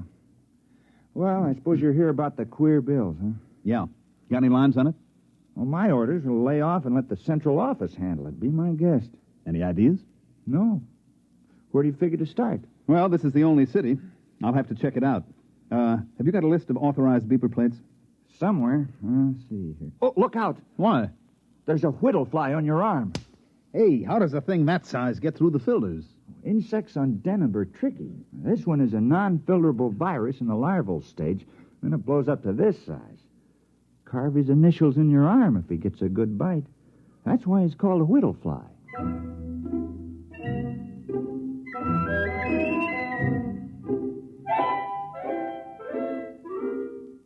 The whittle fly was only one of the darlings that made the fair city of Glub a garden spot. They had one cute little tyke called the laboratory beetle, because when he bit you, he typed your blood and followed you around for days getting refills. I had one take a sample of me as I went out the door of the residency with a list of beeper plates, and he followed me from store to store while I checked every installation in the city. The little devil would step up to the bar every once and again and take another shot of my hemoglobin. I even tried ducking into men's rooms fast, but he'd be waiting for me when I came out. Well, I slogged through Glub for 3 days and then poured myself back into the residence office. Did he come in? Who? The laboratory beetle. No, they usually hang around in the hall and wait. Sometimes when I've got a poker game going, you can see 3 or 4 of the little angels buzzing around outside waiting like chauffeurs outside the opera. Wow. They draw a blank? Well, I found 7 defective beeper plates, but nobody remembers any queer bills being passed. You know, who checks serial numbers? They must have come in one at a time. And the clerks at the bank always were out to lunch and referred me to the next guy. You got any lotion for insect bites? Desk drawer.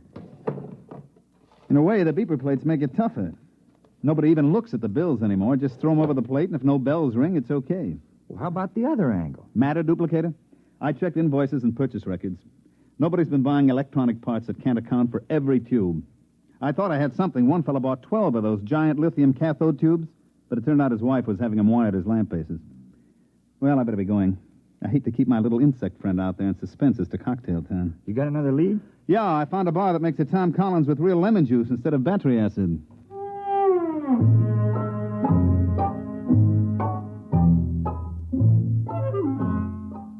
I managed to duck my lab beetle in a revolving door. He went around twice and shot out into the street, so I settled down at a table at the bar and tried to make believe that I couldn't taste Deneb 11 atmosphere in my Tom Collins. I was chewing on an ice cube when I looked up. Mr. Baumholzer? That's right. I want to talk to you about money.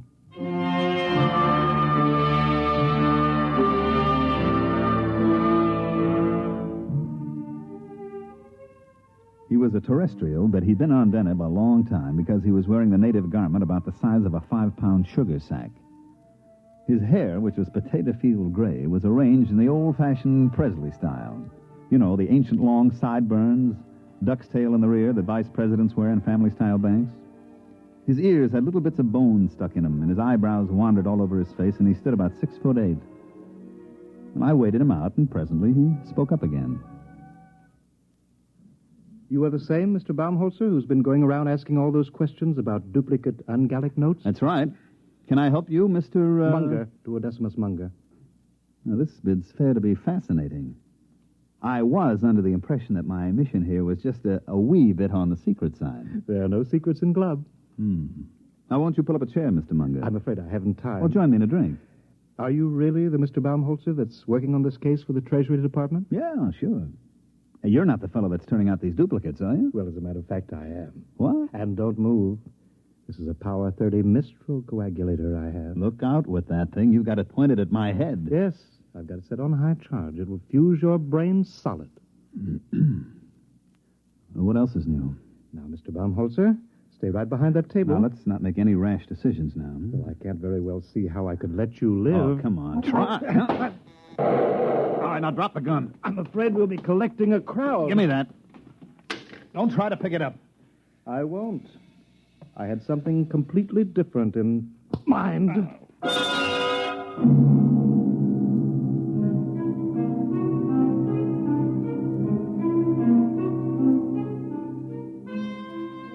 Just like in those ancient legends the archaeologists keep digging up, the ones with the hard-boiled detective and the beautiful blonde, I felt the traditional roof fall in on the back of my head. As I went black, I remember thinking how odd it was that it was happening to me some 500 years after Spillane the Scrivener. I came to in the same archaic fashion with my head going around in a free orbit around my neck. Baumholzer, Are you all right? I can't see. I'm blind. Everything's black. Well, open your eyes. Oh. Where is he? Who? The guy who slugged me. What am I doing back at your office? Oh, some bartender brought you in. I thought you passed out from too much lemon juice. It was a guy named Munger. Which way did he go? Beats me. Munger? Tall feller in native dress? Yeah. Oh, well, you might as well forget about it. Why? Well, I can order a pickup on him next time he's in town. They'll sock him away in a psycho ward for a while.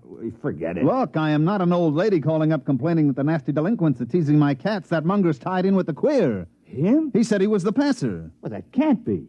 Munger. You got a file on him? Yeah. I get a number of complaints on him, so do the local cops. Well, I didn't want to make trouble. He's a very wealthy man. I'll bet. What does he do? Well, he's a merchant or something at a native village. Once or twice a year he comes out and paints the town, but a counterfeiter?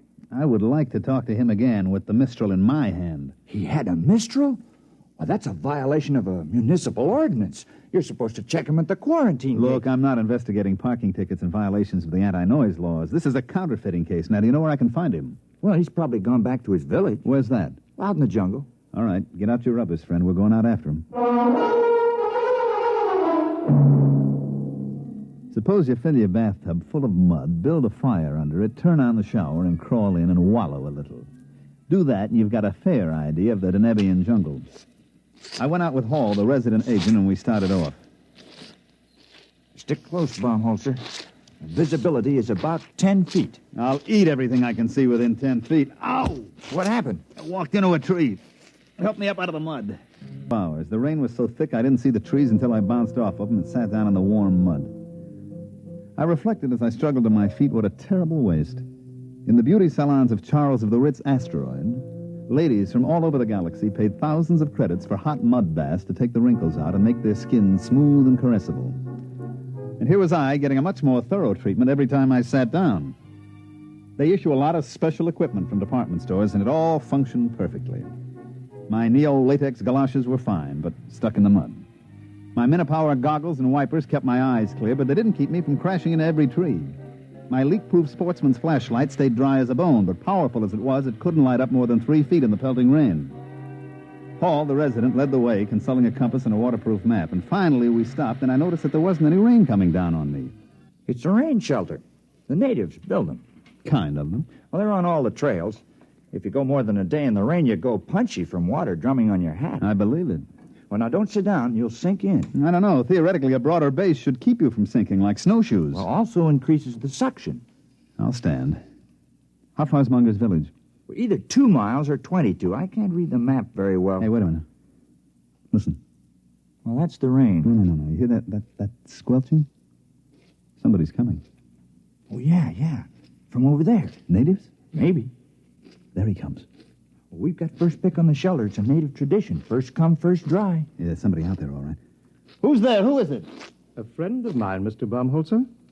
All right, Munger. Where did you come from? Don't move. I have several friends pointing long spears at your kidney. Ole! Ole! Shall we go, gentlemen, back to my village? I believe you were looking for it.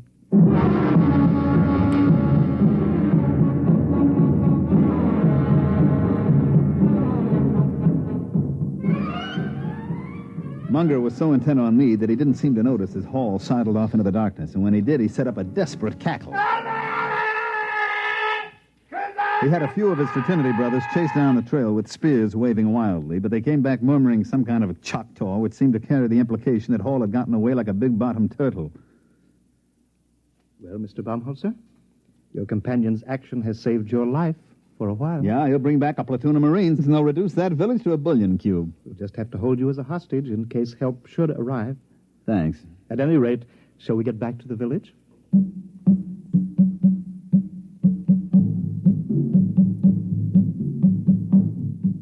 He had about 10 natives with him, each one about 7 foot tall, with those big, flat feet that evolved on Deneb for walking in primordial ooze.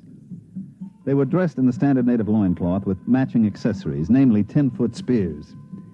When, as we started out along the trail, I got a good look at Munger's loincloth, it was composed of tastefully arranged 1,000-credit notes. Well, by the time we got back to the village, the rain had stopped. The humidity, of course, was still 120%, and the only difference was that the moisture just loitered around rather than actually falling. There was some kind of a clam bake going on in the village. The natives were pounding a couple of drums, and as far as I could see, getting rapidly stinko on some kind of jungle juice that they passed around in huge gourds. They were leaping and dancing, and as far as I could tell, doing snappy sayings and fancy patter as I sat on some kind of a low mushroom and tried to ignore the 2 spears that were pressed against my throat. It felt as if a nervous barber was trying to shave me with his razor tied on the end of a 10-foot pole. After a bit, Munger strode up to me with all the dignity of the lord of the jungle, and he waved the spears a foot away, pulled up a mushroom, and sat down. Actually, that wasn't a native rhythm at all. The original Danubian music is a kind of quiet, flute-like melody, something like Mozart. That didn't sound very flute-like. Yes, I know. One of the first terrestrial anthropologists out here to study the Denebs took recordings of their music, and then to be polite, he played them in a few recordings that he'd made on an earlier field trip. Unfortunately, they were from that lost rocket colony on Ceres. Their music was a degenerate ancient form called, I believe, Roland Rock. The Denebs liked it. And they've been doing it ever since. What's the party? They're propitiating the tree. I don't know why. It's never failed yet. But they're very conservative. They've got to go into this act every night before I can do my stuff. It lasts all night. Want a drink? No, thanks. Oh, I wish I had a fifth of something civilized. I've been drinking this native swamp water for much too long.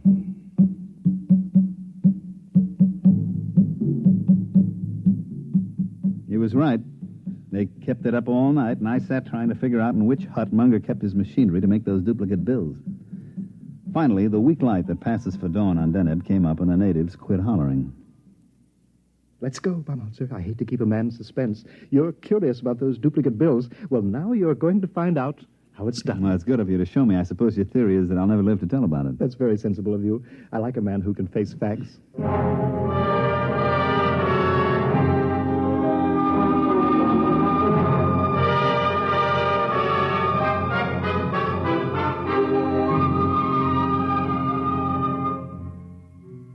We walked across the mud square to the base of a tremendous tree, which I gathered was the guest of honor for last night's shivaree. I still couldn't see the connection, but I was willing to wait. The natives sat around in a deathly hush, and Munger and I stepped forward. You notice? Nothing up my sleeves. As a matter of fact, no sleeves. And not much arm, either. Now, I take this 50-credit note.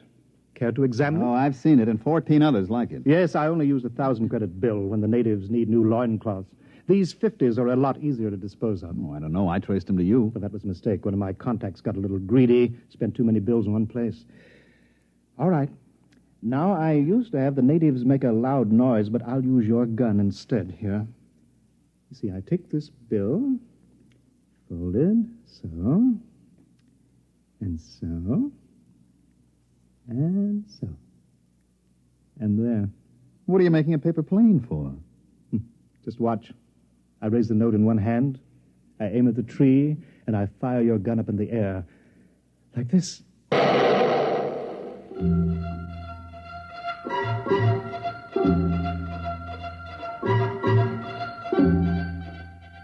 As he let fly with my gun, Munger sailed the paper airplane straight at the tree, and it sailed right into the foliage. Now watch.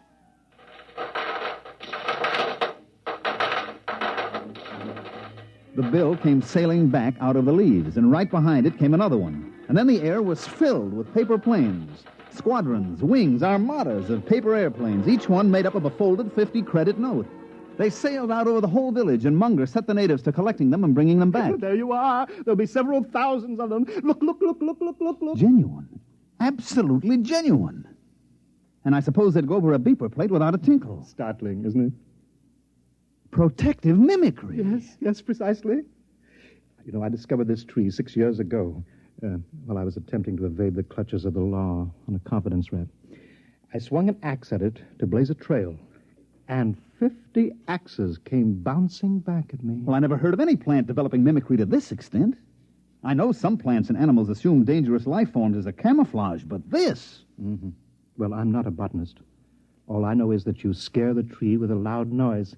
You throw something at it, and it duplicates what it thinks is the danger.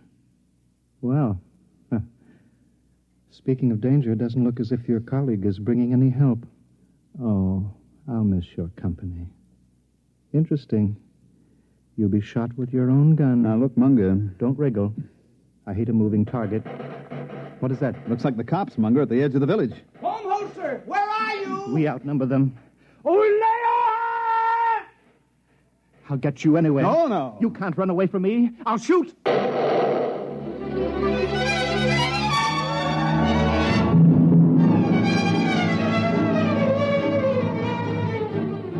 I broke for the other side of the square, and just as he shot at me, I tripped over a pot and went flying smack into the tree.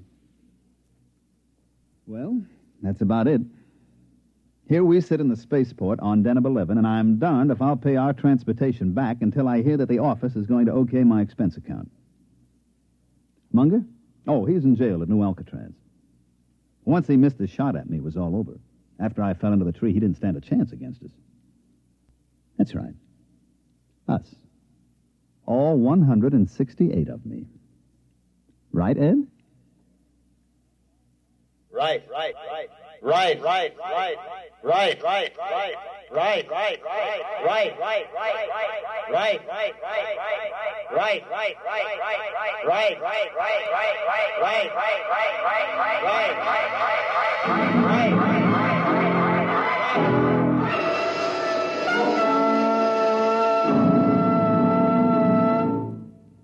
You have just heard X-1. Here is an important special announcement.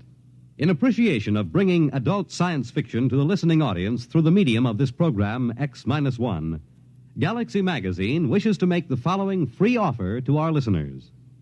For the first 2,500 who write in requesting it, we will send a sample copy of Galaxy Magazine at absolutely no cost. This is an opportunity to read the finest in adult science fiction, just as you listen to it each week here on X-1. To get your free sample copy of Galaxy, just write a postcard or letter to X-1, NBC, Radio City, New York 20, New York, and ask for your free copy. Be sure to print your name and address plainly on your card or letter.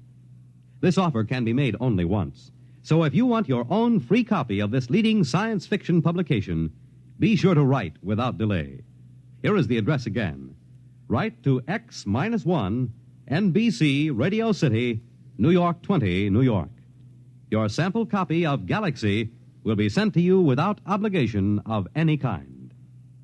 Tonight, by transcription, X-1 has brought you Protective Mimicry, written by Algis Budrys, and adapted for radio by Ernest Kanoy.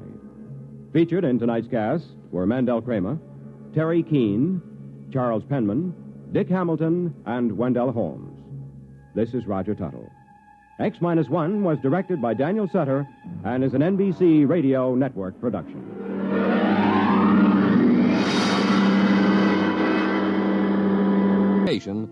Be sure to write without delay. The address again, X-1, NBC, Radio City, New York 20, New York. The Roaring Twenties in song and story. Hear Gordon MacRae in The Best Things in Life Are Free tonight.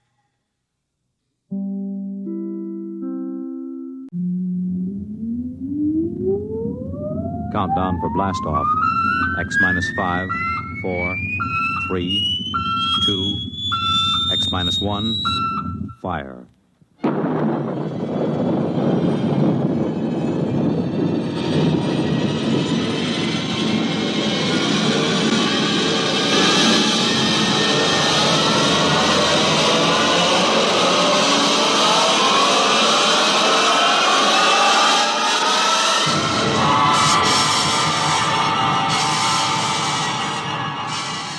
From the far horizons of the unknown come tales of new dimensions in time and space. These are stories of the future, adventures in which you'll live in a million, could be years, on 1,000 maybe worlds. The National Broadcasting Company, in cooperation with Galaxy Science Fiction Magazine, presents X-1.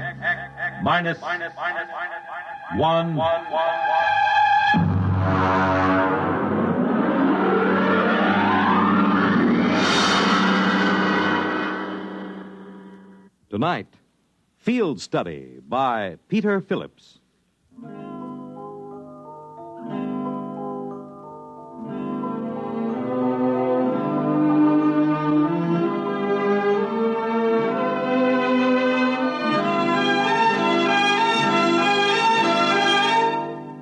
might put down that newspaper for just a minute, Frank. Oh, of course, dear. See, this is good coffee, honey. Now, what is it going to be? That's what I want to know. Overtime or that big night out you promised me? Well, I just can't say for sure, honey. I'll phone you during the day. Look, you've been working on that Mitchell embezzlement for 3 months, day and night. Now that it's over, I think you'd want to celebrate. Well, I do, dear, I do. But I don't know just what this new assignment will involve. Oh, this is it. This is absolutely the end. You can change your job or change your wife, Frank. Oh, no, I thought I honey. married a man, not an accounting machine.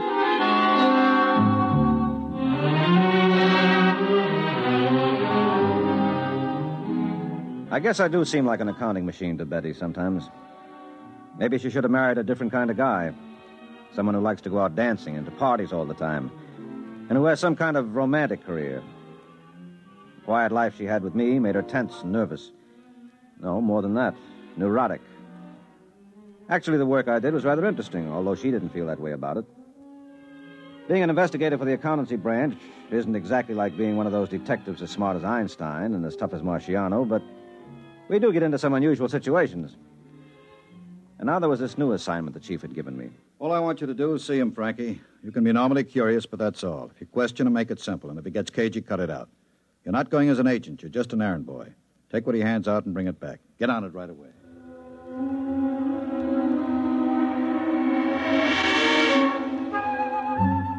Although I got there early, the waiting room was filled with about 40 people.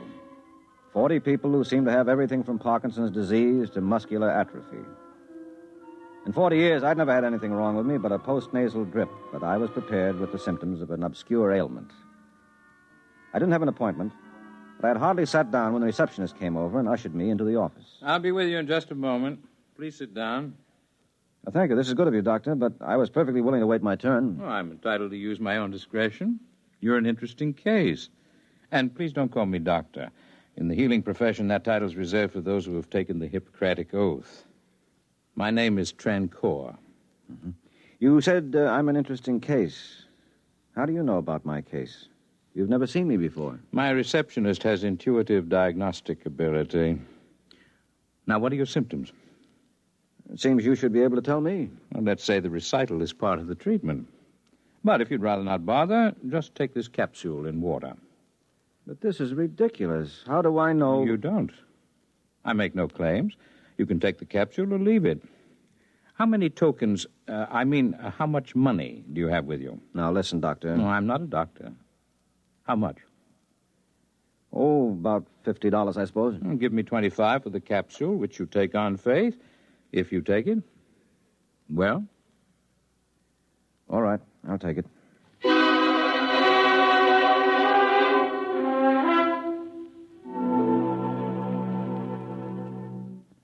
I'm afraid that's all there is to report, Chief. That's all right. All we really wanted was the capsule. Have you gotten the report? Yes, and it took the laboratory 5 hours to break it down. Just a harmless protein solution. 2 other investigators got the same thing. What about the genuine patients? They get a solution of water and a vegetable dye. They're both useless, but when he spots an investigator, he tries to give our lab men a headache.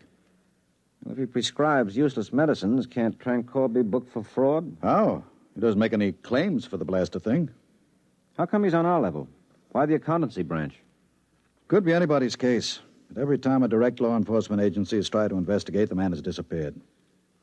They think we may be more discreet. What else do we know? A great deal. Then again, nothing.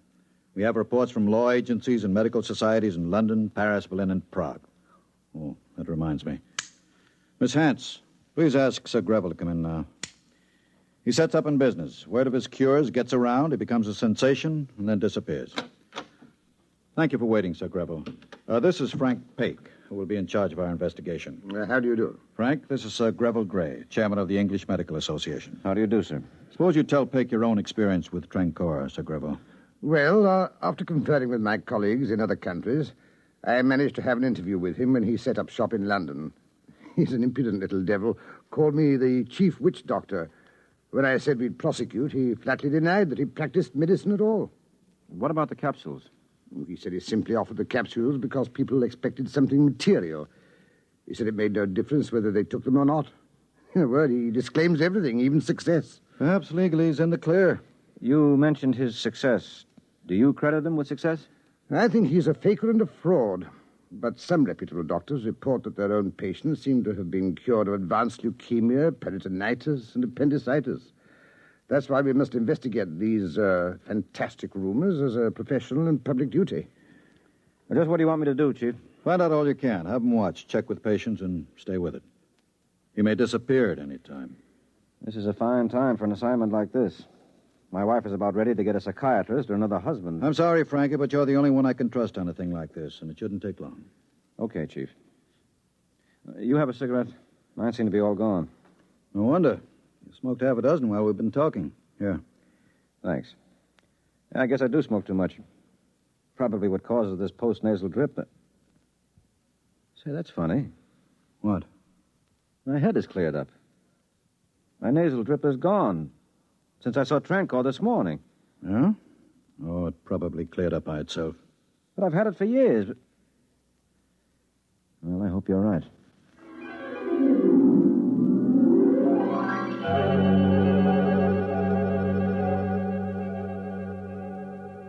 Oh, look, sweetheart, I know I practically promised, but I can't make it tonight. I've been hearing that over and over. But, darling, this is a special case. It's detective work. The police are helping me. Oh, so you think you're a real G-man now, huh? A big, tough hero running around with a bottle of rye and a blonde. Oh, sweetie. Listen, hero, I hope they shoot first. I'm through. Oh, it's nothing like that, honey. Now, you're just upset and unreasonable. Well, look, I'll try to be home early. I'll call you. Don't bother. I won't be here. I heard from an old school friend today, and since you're going to be busy, I may as well go out. Oh, but, baby, I'll listen see to you me. around town. And if you do get home early, don't wait up.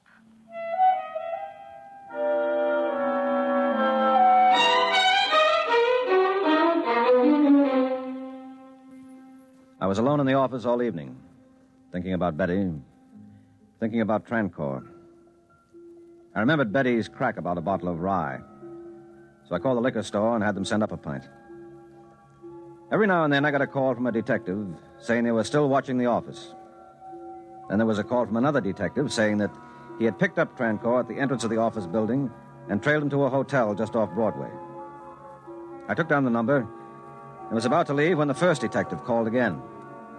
He said they were still waiting at the office door and that there was still no sign of Trancor. I didn't try to explain. I didn't want to think about it. What could I say? That he flew out the window? I took another drink of rye and went to the hotel. As I got there, a figure came out of the building. I wasn't sure, but I followed him. Good evening, Mr. Peg. How are your nasal passages? Fine, thank you. Yes, they're better. Walk with me, won't you? But first signal your policeman that he needn't follow us. All right. All right, now tell me something, will you? Am I mad? No, you're more sane than most. Your higher critical centers are momentarily dulled by fatigue and alcohol, giving full rein to your intuition. An endearing quality when allied with imagination. The saving grace, indeed, of your race. You're from India, aren't you? Trancor is a good Indian name. Incidentally, fatigue is a disease. Now, don't cure me. I don't want to wake up. Let me close my eyes a minute. Are you still here? Did you expect me to disappear? I could quite easily, by convincing you of my non-presence, as I did when I walked past those men outside my office. Don't you want to ask me some questions? Maybe I do, but why do you want to answer them? Oh, you figure I'm harmless, huh? Like my wife does. By no means. If I went about to conclude my own particular investigation, I would say that you were most dangerous to me. Your imagination is quite highly developed. You know, all of a sudden, I'm not drunk at all anymore. And I need a drink. Come on, let's go in here. Very well.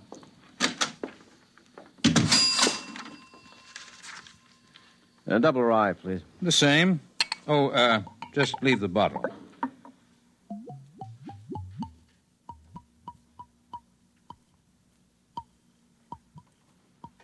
That's better. I was thirsty. You drank half the bottle. I make sure to eliminate the poisons in the alcohol, thus the toxic effects. As a rule, I don't drink, but when in Rome... Wait a minute. I remember reading a story once. You're from the future. Your imagination deserves something better than comic strips to work on. It's fascinating but depressing to see science negated by superstition. Your concept of time is the greatest superstition. Well, now let's go back. You did cure my postnasal drip, didn't you? The infection was cured by your body. I helped. I can't tell you how unless you have 500 years to spare. Well, I don't. I haven't got 12 hours to spare if I'm to save my job, my reputation, or my wife. I do need some answers to a pretty lengthy questionnaire. Who, when, what, why, and where. You're convinced I'm a telepath? Well, aren't you? Not in your sense of the term. When you came into my waiting room, I knew you were not there as a patient. Your presence was in disharmony. As for your name and occupation, they're naturally blazed so clearly on the surface of your mind that even your native clairvoyance could read the information. Well, that takes a load off my mind. Are you too big for me to understand? We'll see. I'm just looking at that girl over there. What a pity. 3/4 of her right lung is gone. Yeah? Well, you could put her right. Oh, I could stop the infection. But she would return to that back room full of smoke and dust. She'd still travel on a crowded subway to an overheated office. She'd still starve herself to buy clothes to keep in fashion. I don't have a cure for those things. Well, that's the first time I've heard you admit you have a cure for anything. What are you, Mr. Trancorn? A healer. That is my profession. Why do you bother to do anything? Even a healer must eat, you know. And field research is expensive. Of course, I could obviously earn sufficient of your tokens for subsistence by gambling. But that would not be ethical. You could teach. What? Run afoul of your witch doctors? Besides, these techniques have taken me 500 years to learn. Well, that's why I thought that I was from the future. Well, I might be in terms of possibility. We are no older than you are as a race, in terms of universal evolution, but as individuals, we are longer lived. The biggest single advance you will make as a race will be when you increase the lifespan of the individual. You could help us. We could, but that must be achieved by your own efforts. Are we so contemptible in your eyes? Of course not. Would we study you if you were? Our architects, our musicians, even our fiction writers do field work in this territory and write scholarly theses when they return. Anthropology, in our sense of the term, embraces all the arts and sciences. We're scholars. Occasionally, we innovate, and you benefit. Why do you want to tell me this? Frankly, I like you. You have imagination enough to control your terrestrial chauvinism, your natural resentment of being studied. It may comfort you to know that in the physical sciences, your race is considered quite well advanced. Well, thank you. And come to think of it, I do resent being a bug under your microscope. I hate it. I could kill you. But you won't. Others would. Now you understand why our visits are unannounced. Will be until all men are as essentially civilized, that is to say, non-aggressive, as you are. How do you come here? I know what you're wondering. But no, I don't have a spaceship garaged anywhere. You see, we don't travel. We arrive. Afraid the distinction is not clear to you, but it'll have to do. Now, I must go to work.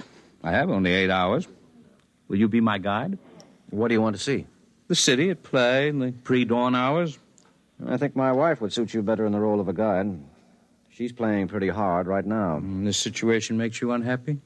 Well, yes, of course it does. I guess I'm not overly emotional, but I do love Betty. I want her to be happy. With me. Oh, she frets and nags, and she's hard to please, but she's not really like that. She keeps herself busy with trivial things. It's as if she were afraid of important things. And what are the important things?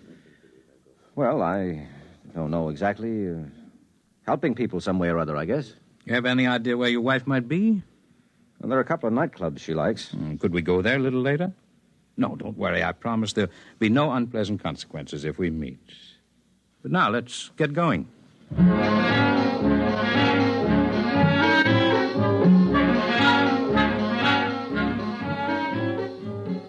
We made the early morning rounds of Manhattan. The bars, nightclubs, penny arcades. We played a pinball machine, and I watched the steel ball hit the prize number 25 times. We quit bowling after his second straight 300 game, and I didn't even bother to pick up a cue in the billiard parlor. Then we went to the Clover Club, where I saw Betty at a table in a low-cut evening gown. She was sitting with a big curly-haired guy who looked like an ex-football player who was wearing shoulder pads under his jacket. You see her? Yes, there she is, in that practically non-existent dress. Would you consider me uncivilized if I poked that big dope in the eye? Let's go over. And remember, you're not altogether without blame in this development. You make insufficient allowance for her. You're reasonably well adjusted. She's not. Hi, Betty. Frankie, where did you come from? Who's your friend? Excuse me, please. I have to make a phone call. I think I have Frankie, please get me a cab so I can go home. Go home? All right, dear. I'll be waiting for you. Hurry as soon as you can. I mean, when you're finished with your work.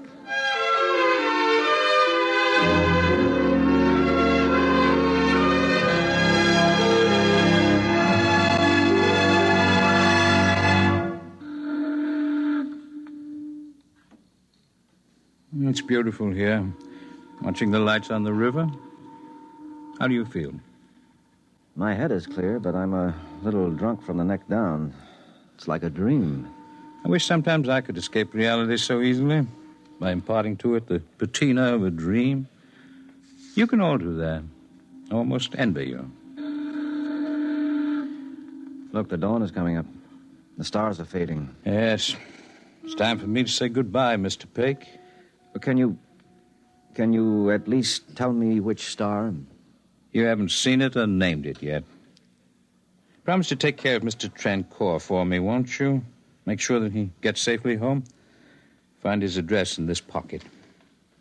Goodbye, Mr. Trancour. Yes. Goodbye.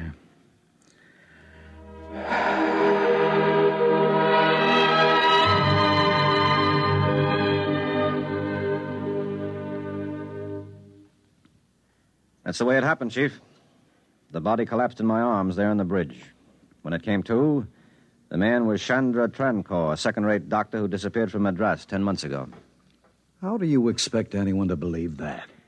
Those doctors and cops can examine the poor devil till they drive him crazy, but he can't tell them anything. He has less idea where he's been these past 10 months than they have. How do you explain it? I don't. And I'd like you to hurry through my resignation, Chief. That's what you want. I want to be free to take legal action for Trancour if those witch doctors have him arrested on some phony charge. I'll take personal responsibility for seeing him home to India. You don't have to resign. I'll fix special leave if you insist on being crazy. Well, that's not all, though, Chief. You see, I'm taking an intensive 2-year course for a new career. Yes, you told me. I thought you were drunk. What's Betty going to think of a fool idea like that? If her nerves are on edge now, this is enough to drive anyone daffy. No. She's all for it. She really is. After all, a neurosis is a disease, and she met Trancour. Well, all right. Let me know how you're getting along.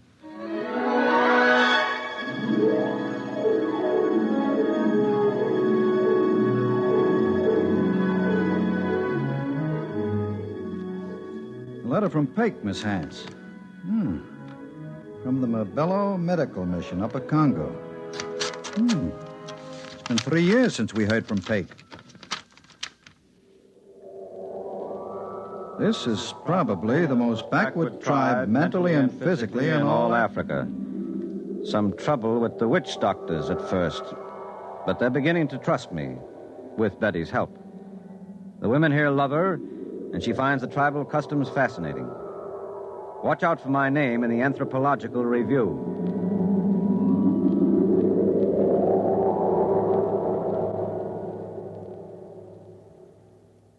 You have just heard X-1, presented by the National Broadcasting Company in cooperation with Galaxy Science Fiction Magazine, which this month features Operation Stinky by Clifford D. Simak. What is man's best friend? The answer was so vital that every possible resource that could be found had to be poured into this one great project. Galaxy Magazine, on your newsstand today. Tonight, X-1 has brought you Field Study, a story from the pages of Galaxy written by Peter Phillips and adapted for radio by Jack Wilson.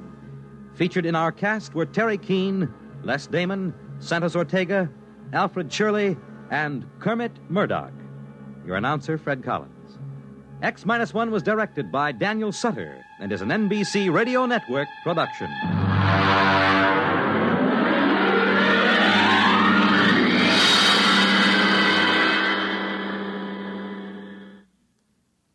Can you identify the NBC bandstand jingle jangler? He or she is a famous personality, and you may win $1,000 if you can identify him. To enter the NBC Bandstand Jingle Jangler contest, send a postcard with your name and address and phone number to NBC Bandstand, Box 515, New York, 19, New York. Enter today. NBC takes you across the nation, around the world, with news on the hour and the hotline service all day, every day on most of these stations.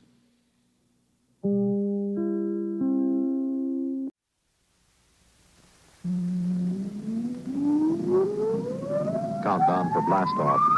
X-5, 4, 3, 2, X-1, fire.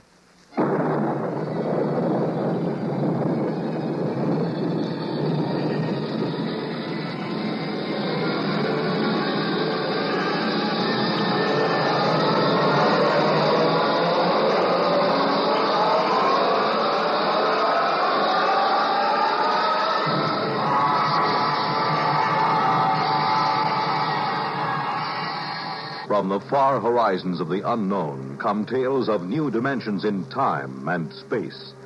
These are stories of the future, adventures in which you'll live in a million, could be years, on 1,000 maybe worlds. The National Broadcasting Company presents X minus 1.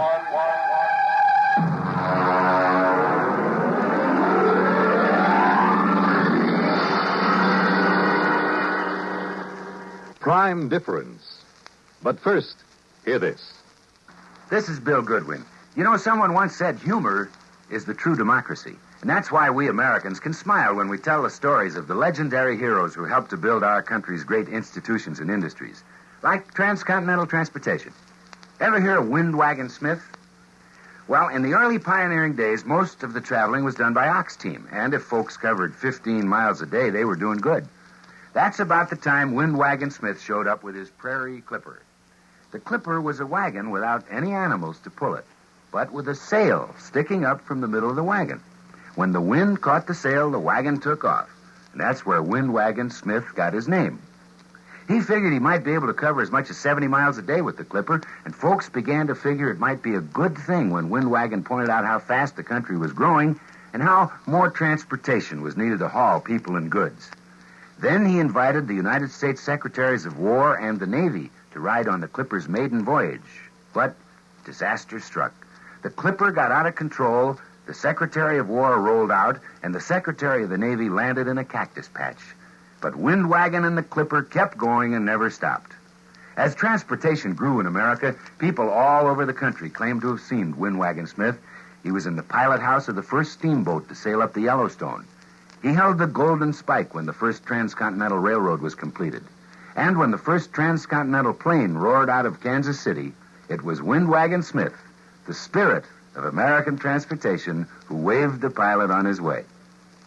Yes, it is a democracy which lets us tell stories of such legendary heroes with a twinkle in our eyes and a chuckle in our throats. And so long as we continue to laugh together as a people, ladies and gentlemen, we will live together as a nation.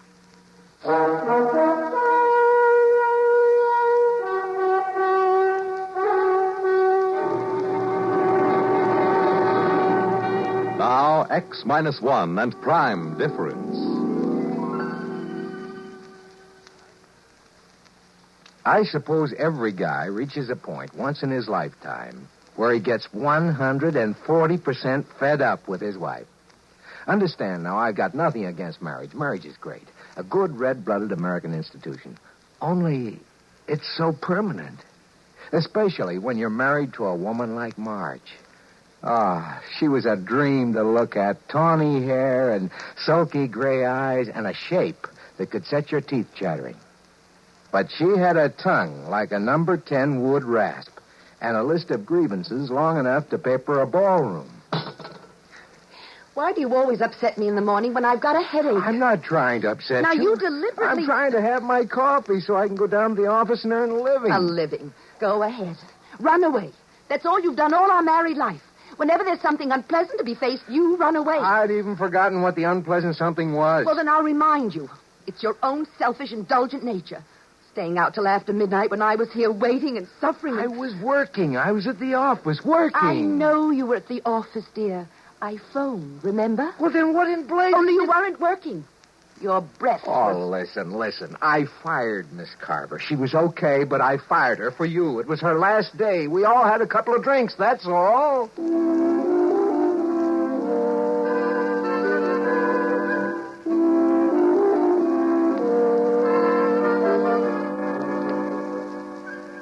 Maybe we just weren't meant for each other. I don't know. If we'd been living back in the blissful 50s, I might have divorced her. But this was 1974. And what with the Family Togetherness Act of 68 and the Aggrieved Spouse Compensation Act of 69, I'd have been an outcast and a pauper for the rest of my life. So you can't really blame me, can you, for looking for another way out, I mean? Oh, come. Oh, hi, Harry boy. Say, George, I just dug your new secretary out in the waiting room. Oh, is she here already? Ooh, boy. I tell you, if I had a secretary like that, the first thing I'd do is go out and get myself an Ego Prime. A what? An Ego Prime, a duplicate of myself to send home to the wife evenings. You know, that's strictly against the law, Harry. So speeding, but everybody does it. Well, anyway, I wouldn't think of it. It's indecent. Well, it's just joking, Georgie boy, just joking. Still, it's fun to think about, huh? Freedom from wife. Absolutely safe and harmless. Not even too expensive if you have the right contacts. Well, come in.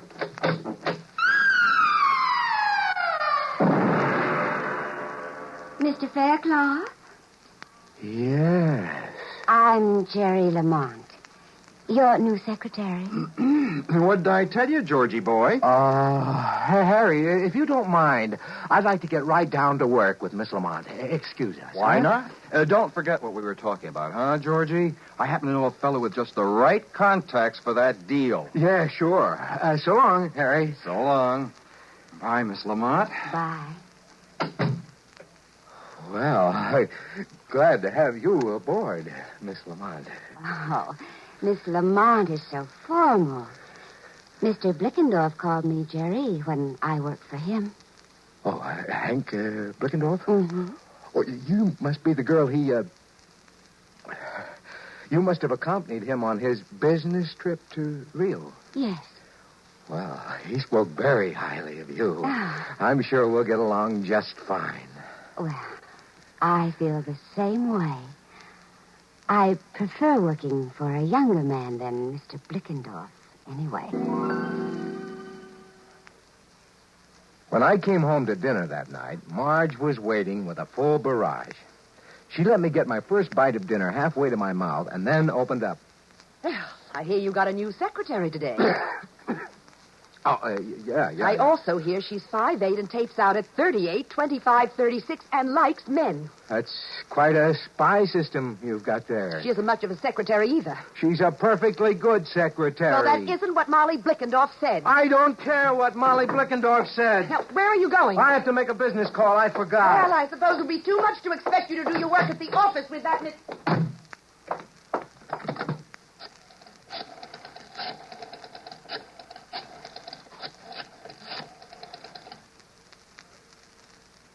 Harry? George Faircloth.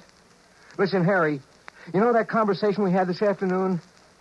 Could you put me in touch with your friend? Yes, as soon as possible.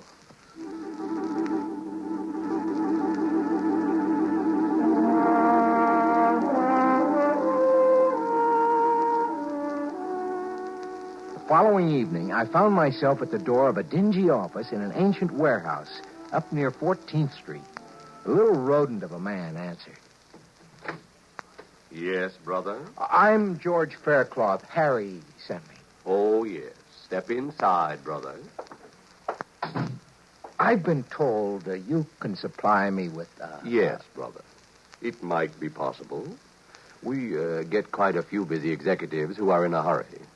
Can't be bothered with licensing a utility prime. Mister, if I wanted an ordinary utility prime, I wouldn't have hiked up here. I'd have picked up the phone and ordered it.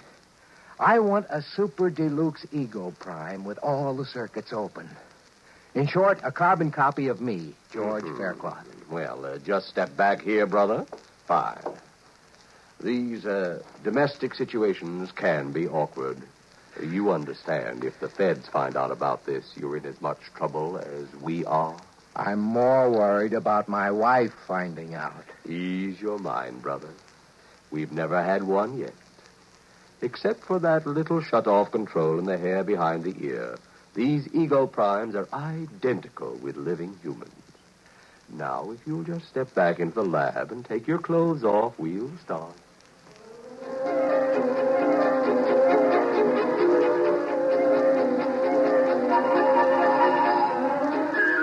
I spent a busy 2 hours under the NP microprobes. The artists worked outside, taking casts and impressions, while the technicians worked inside, feeding all my brain patterns into a Hunyadi pantograph. I came out of it pretty woozy, but a shot of Happy O fixed that. Then I waited in the recovery room until the salesman walked in, followed by a tall, sandy-haired man with tired blue eyes wearing a business suit, who looked remarkably like me. Mr. Faircloth? Yes? Meet Mr. Faircloth, Prime. So, this is me. Shake, George. Why, he even talks like me. I ought to. I've got a dozen Hunyadi tubes in my cranial vault with your speech patterns on them. I'll be doggone. Nice job, eh? Well, it's fantastic. Now, the shut-off mechanism is behind his right ear. Now, bring him in every 2 months for the regular 2-month refill and pattern accommodation. Let me get a few things straight. How do we change places? George Prime has remote recall. You just signal him with this transmitter, and he'll come to you wherever you are. Oh, good. Suppose I call you GP for George Prime. Okay with me, George. Right.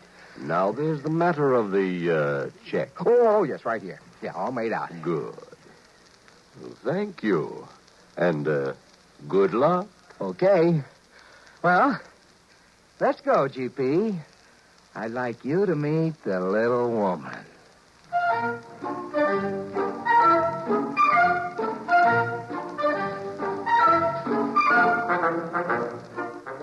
Half an hour later, George Prime put my pipe in his mouth and walked into the house. I stayed out in my workshop in the garage and listened. 5 minutes later, they were fighting. It sounded so familiar, I laughed out loud. Then I caught a cab and headed uptown toward Jerry's place. We had quite an evening, and I rolled in just as George Prime was starting the car, business suit and briefcase, ready for work. I slipped into the garage. Hey, hold it. Oh, you're back. How'd it go, huh? Whew. Boy, you didn't tell me you were married to a female Bengal tiger. Well, she didn't suspect, did she? Oh, of course not. Well, what'd you do? Well, fought till about 1 a.m., then went to our respective corners and sulked. You think you can handle it? Listen, she's really a sweet girl underneath. Now, I'll be so attentive and sweet, she'll soften up. You wait and see. Well, don't overdo it. She is my wife, you know. Naturally. Now, you're sure you understand the recall signal? Perfectly. When you buzz the recall, I wait for the first logical opportunity to join you, and then you take over. Right. Now, climb into the trunk here, and I'll shut you off and lock you in. Righto. Well, I'll see you tonight, old man. I'll see you tonight, George.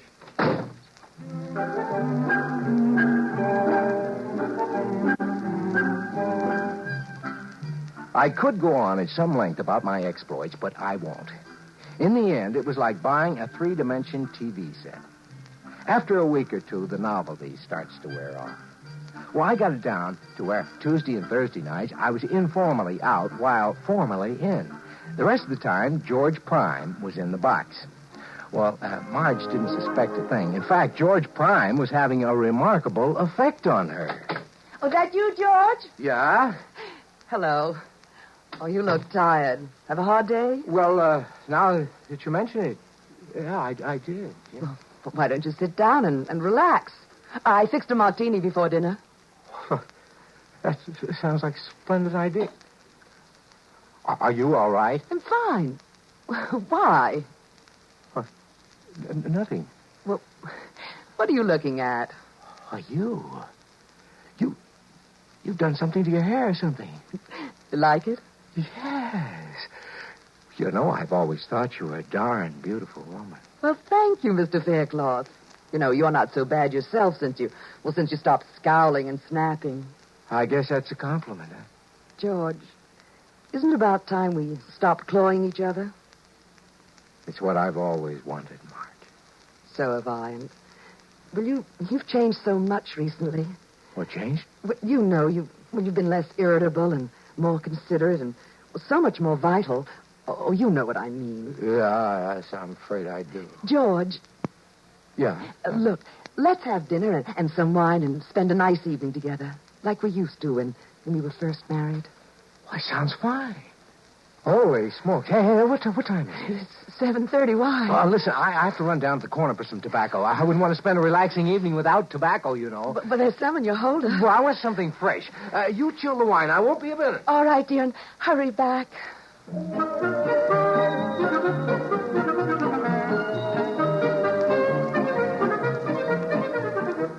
I'd forgotten all about my date with Jerry.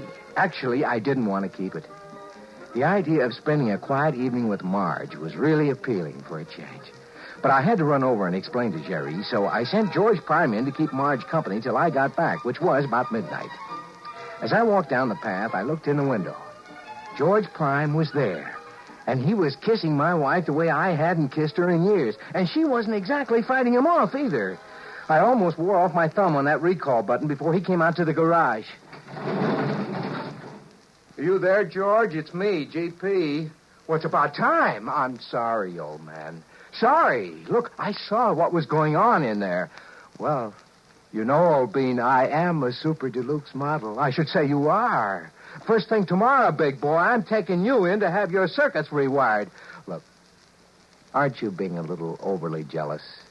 No, I mean for a man who wanted to get rid of his wife. I never said that.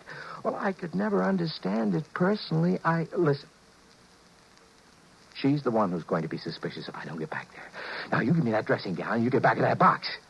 Tomorrow morning, back to the factory.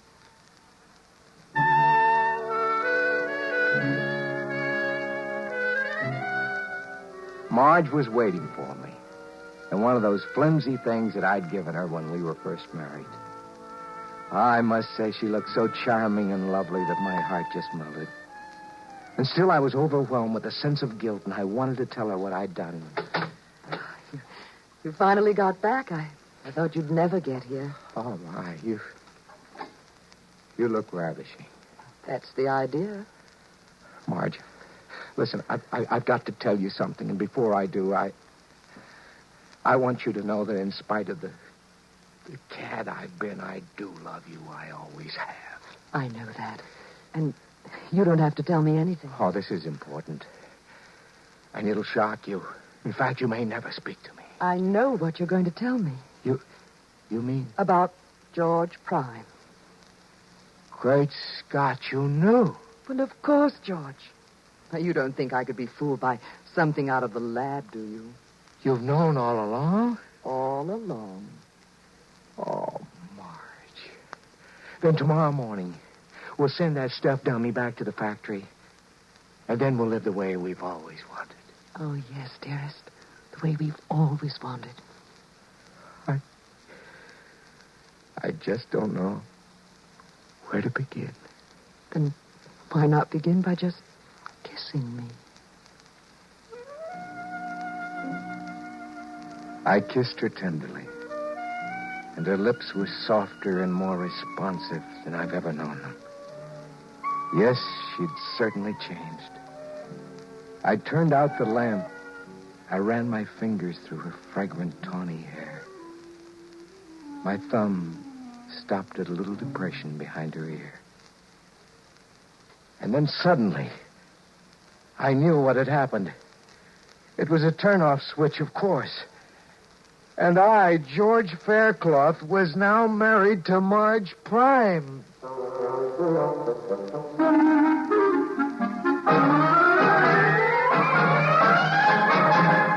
X-1 has brought you Prime Difference, written by Alan E. Norse and adapted for radio by George Lefferts. Featured in our cast were Lawson Zerbe as George and George Prime, Anne Loring as Marge, Evelyn Jester as Jerry, Merrill Joels as the salesman, and John Thomas as Harry. This is Fred Collins. X-1 was directed by George Voutsas and is an NBC Radio Network production.